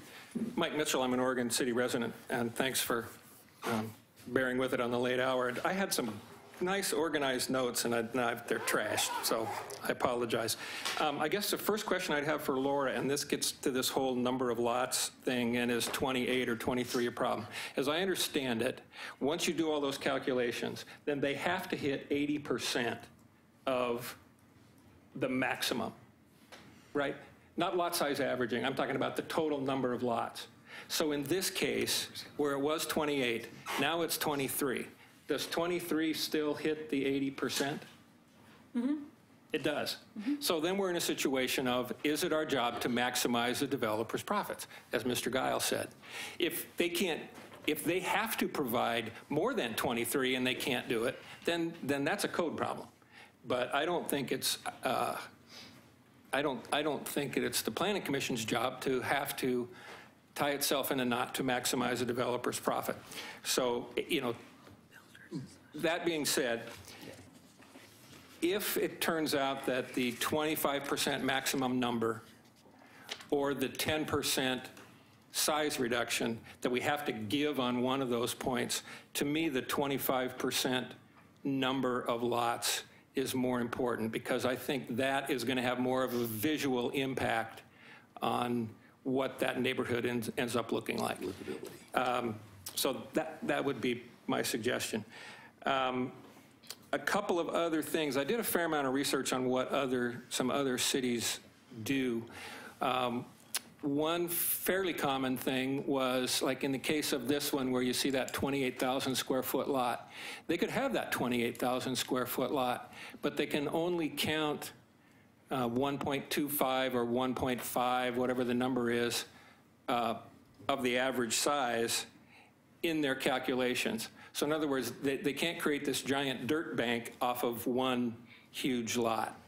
Would that be like excluding? They could still have that big. Would that be excluding the easement then? Would that? No, they could still, what I'm saying is they could still have that big lot, but they can't count 28,000 feet as they calculate their average. I see. This is our, what? Our 6. So what's 6 times 1.5? 9,000. They could only count 9,000 of that 28,000 in their average. It keeps those giant lots from allowing a whole bunch more. But maybe the 25% cap on the number of lots satisfies that. The other thing that I think is worth considering that I read, and that is that no more than 2 undersized lots are allowed to be adjacent to each other. I don't see it there. But I'm talking about on the, like the front street. So you couldn't have a whole string of 4,800 square foot lots in an R6. You could have no more than 2 side by side. And again, it just reduces that visual impact. The other thing I wanted to talk about, we'll save for another day when it's not so late, because it's indirectly related to this. Okay. So I got a question for him. Go ahead. What's your thinking about backing these smaller lots up to an already established neighborhoods, should those be isolated towards the interior and away from already built residences? Because we're getting a lot of pushback from people that say, well, you know, these are going to be right up against my backyard. Right. You know? And I guess my opinion would be, in a perfect world, yes, you wouldn't allow those to be adjacent. But I think there might start to be a problem that there's so many restrictions that they just can't make it fit. And perhaps not having two of them more than two side by side would alleviate a little bit of that also.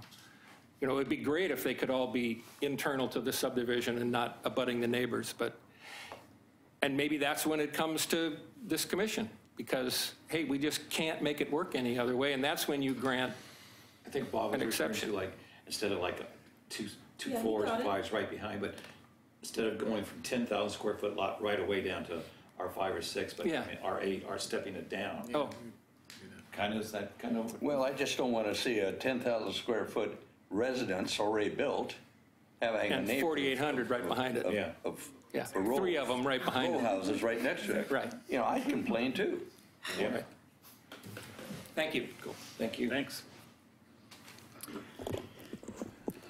Good evening, James Nasita, Oregon City. I'm here to discuss the proposal in this legislative amendment to delete the ability for a citizen to ask for reconsideration of a final decision.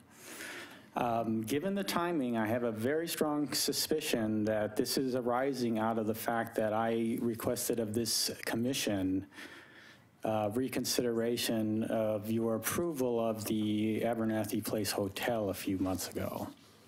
And the fact that I had told all of you that after the record is closed, you all get to hear a lot from staff and the city attorney and get direction from them and information from them.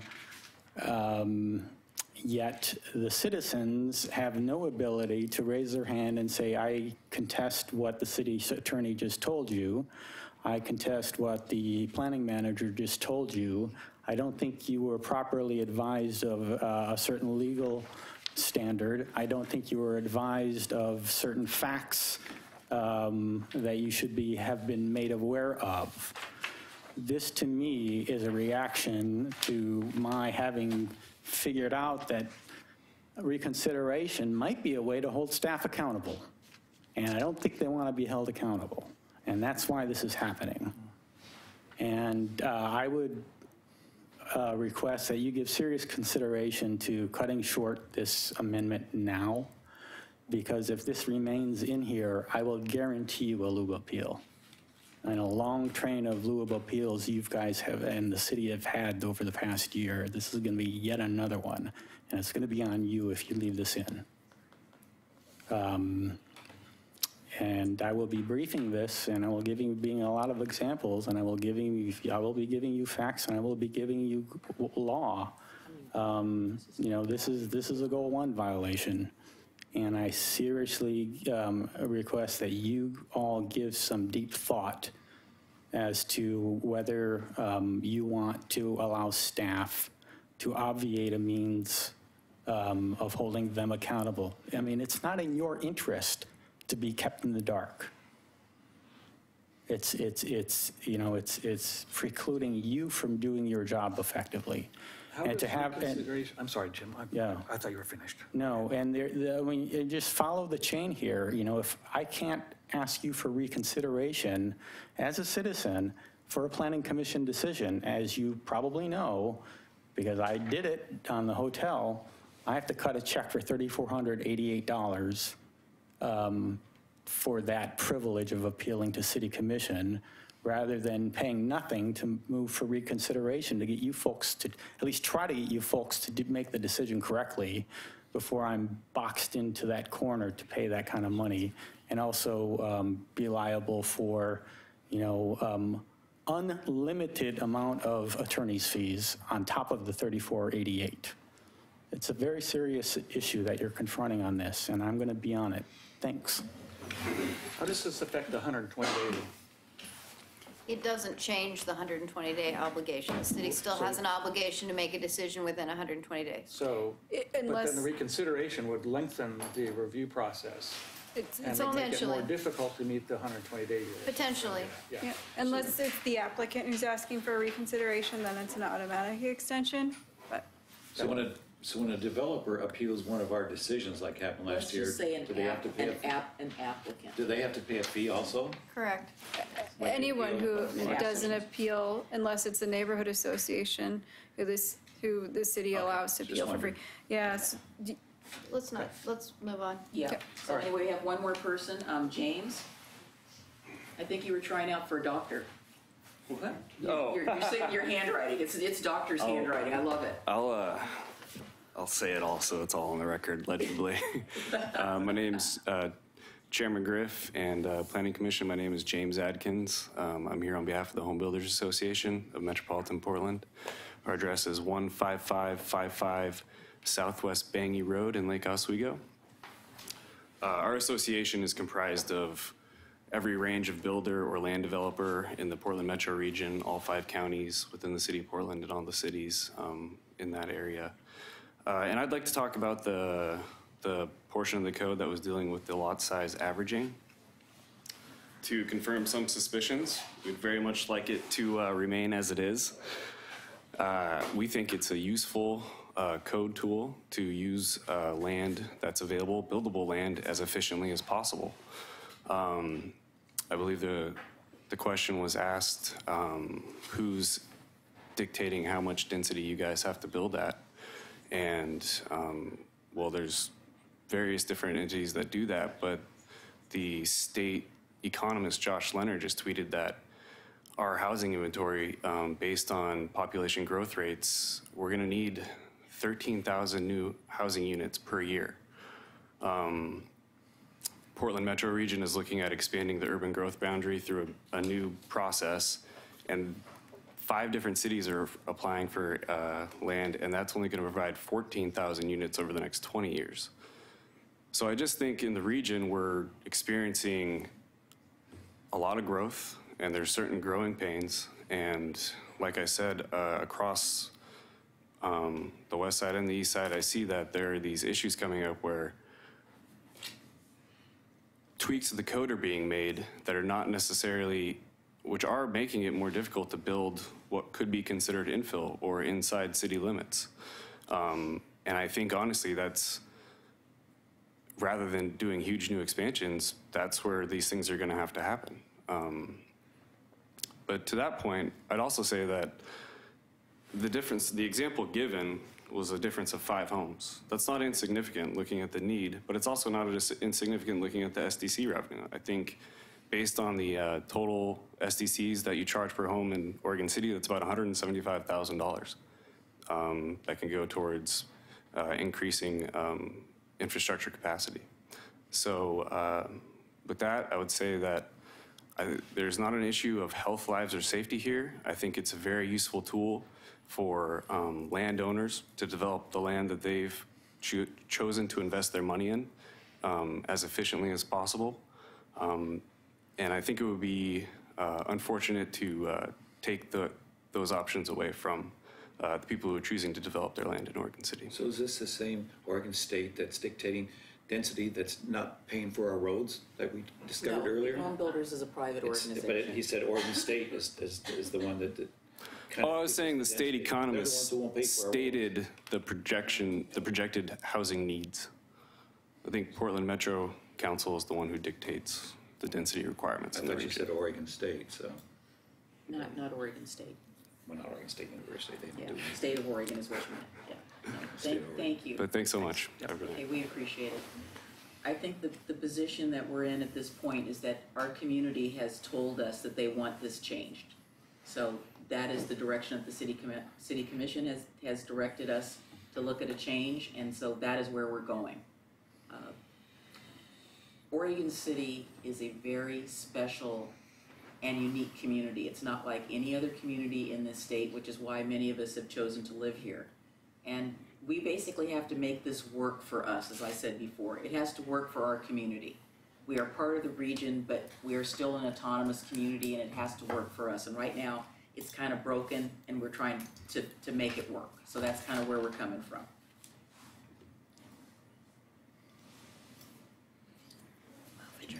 All right, gentlemen? I've got something I want to say. I don't get the last word? Yeah. Oh, okay. All right. I love you, so that's okay. Go for it. I've been on this commission now for 6 years, and not once have I ever felt that Laura or her planning staff or Carrie and representatives of the city attorney's office have ever withheld information from me or even made an attempt or it's even crossed their mind. And their attitude regarding this planning commission and their performance is exemplary. And I take offense at what Mr. Nocita has suggested that I give credence to, because I'm not buying it. No offense to Mr. Nocita. He's got a right to make a complaint, but he ought to not be making it here. Take his complaint to the city manager. Those people work under his guidelines, under his direction, under his authority, not ours. I feel very strongly about this. I believe in citizen participation. I don't believe that we're a punching bag and that we should be bullied. And it comes close to that line. Okay, if he wants to use the courts, fine, that's his privilege.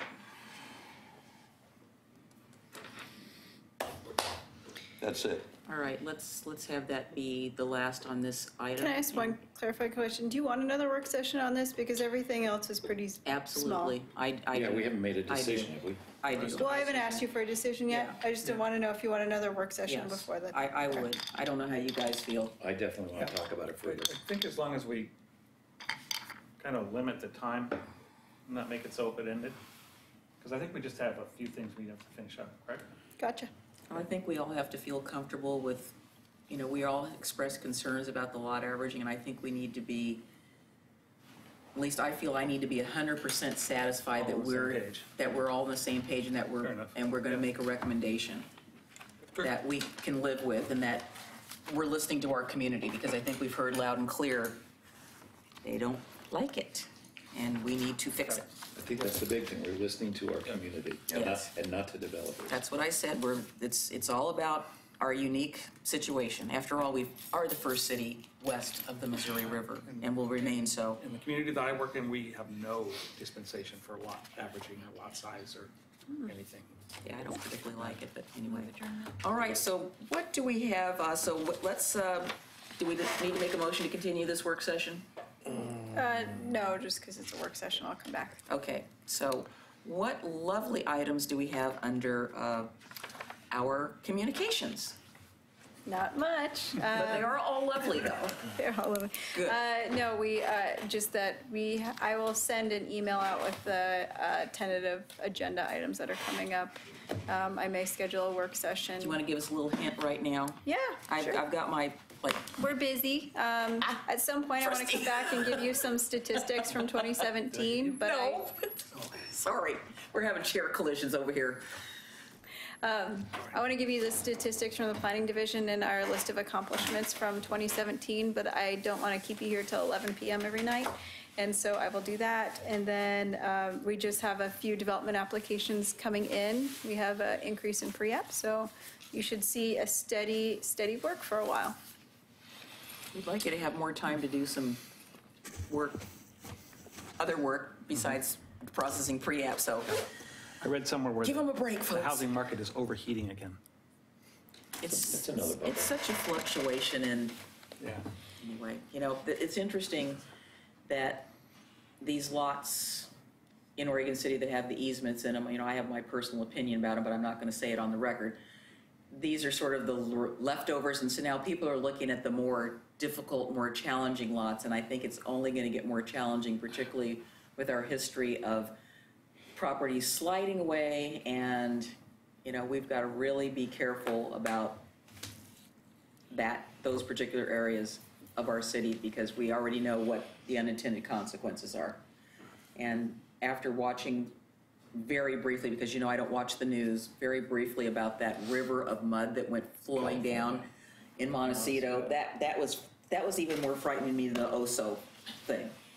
And those are unstable slopes. I mean, I realize there was a fire, but some of those things are unstable slopes, and we got a lot of those properties around here.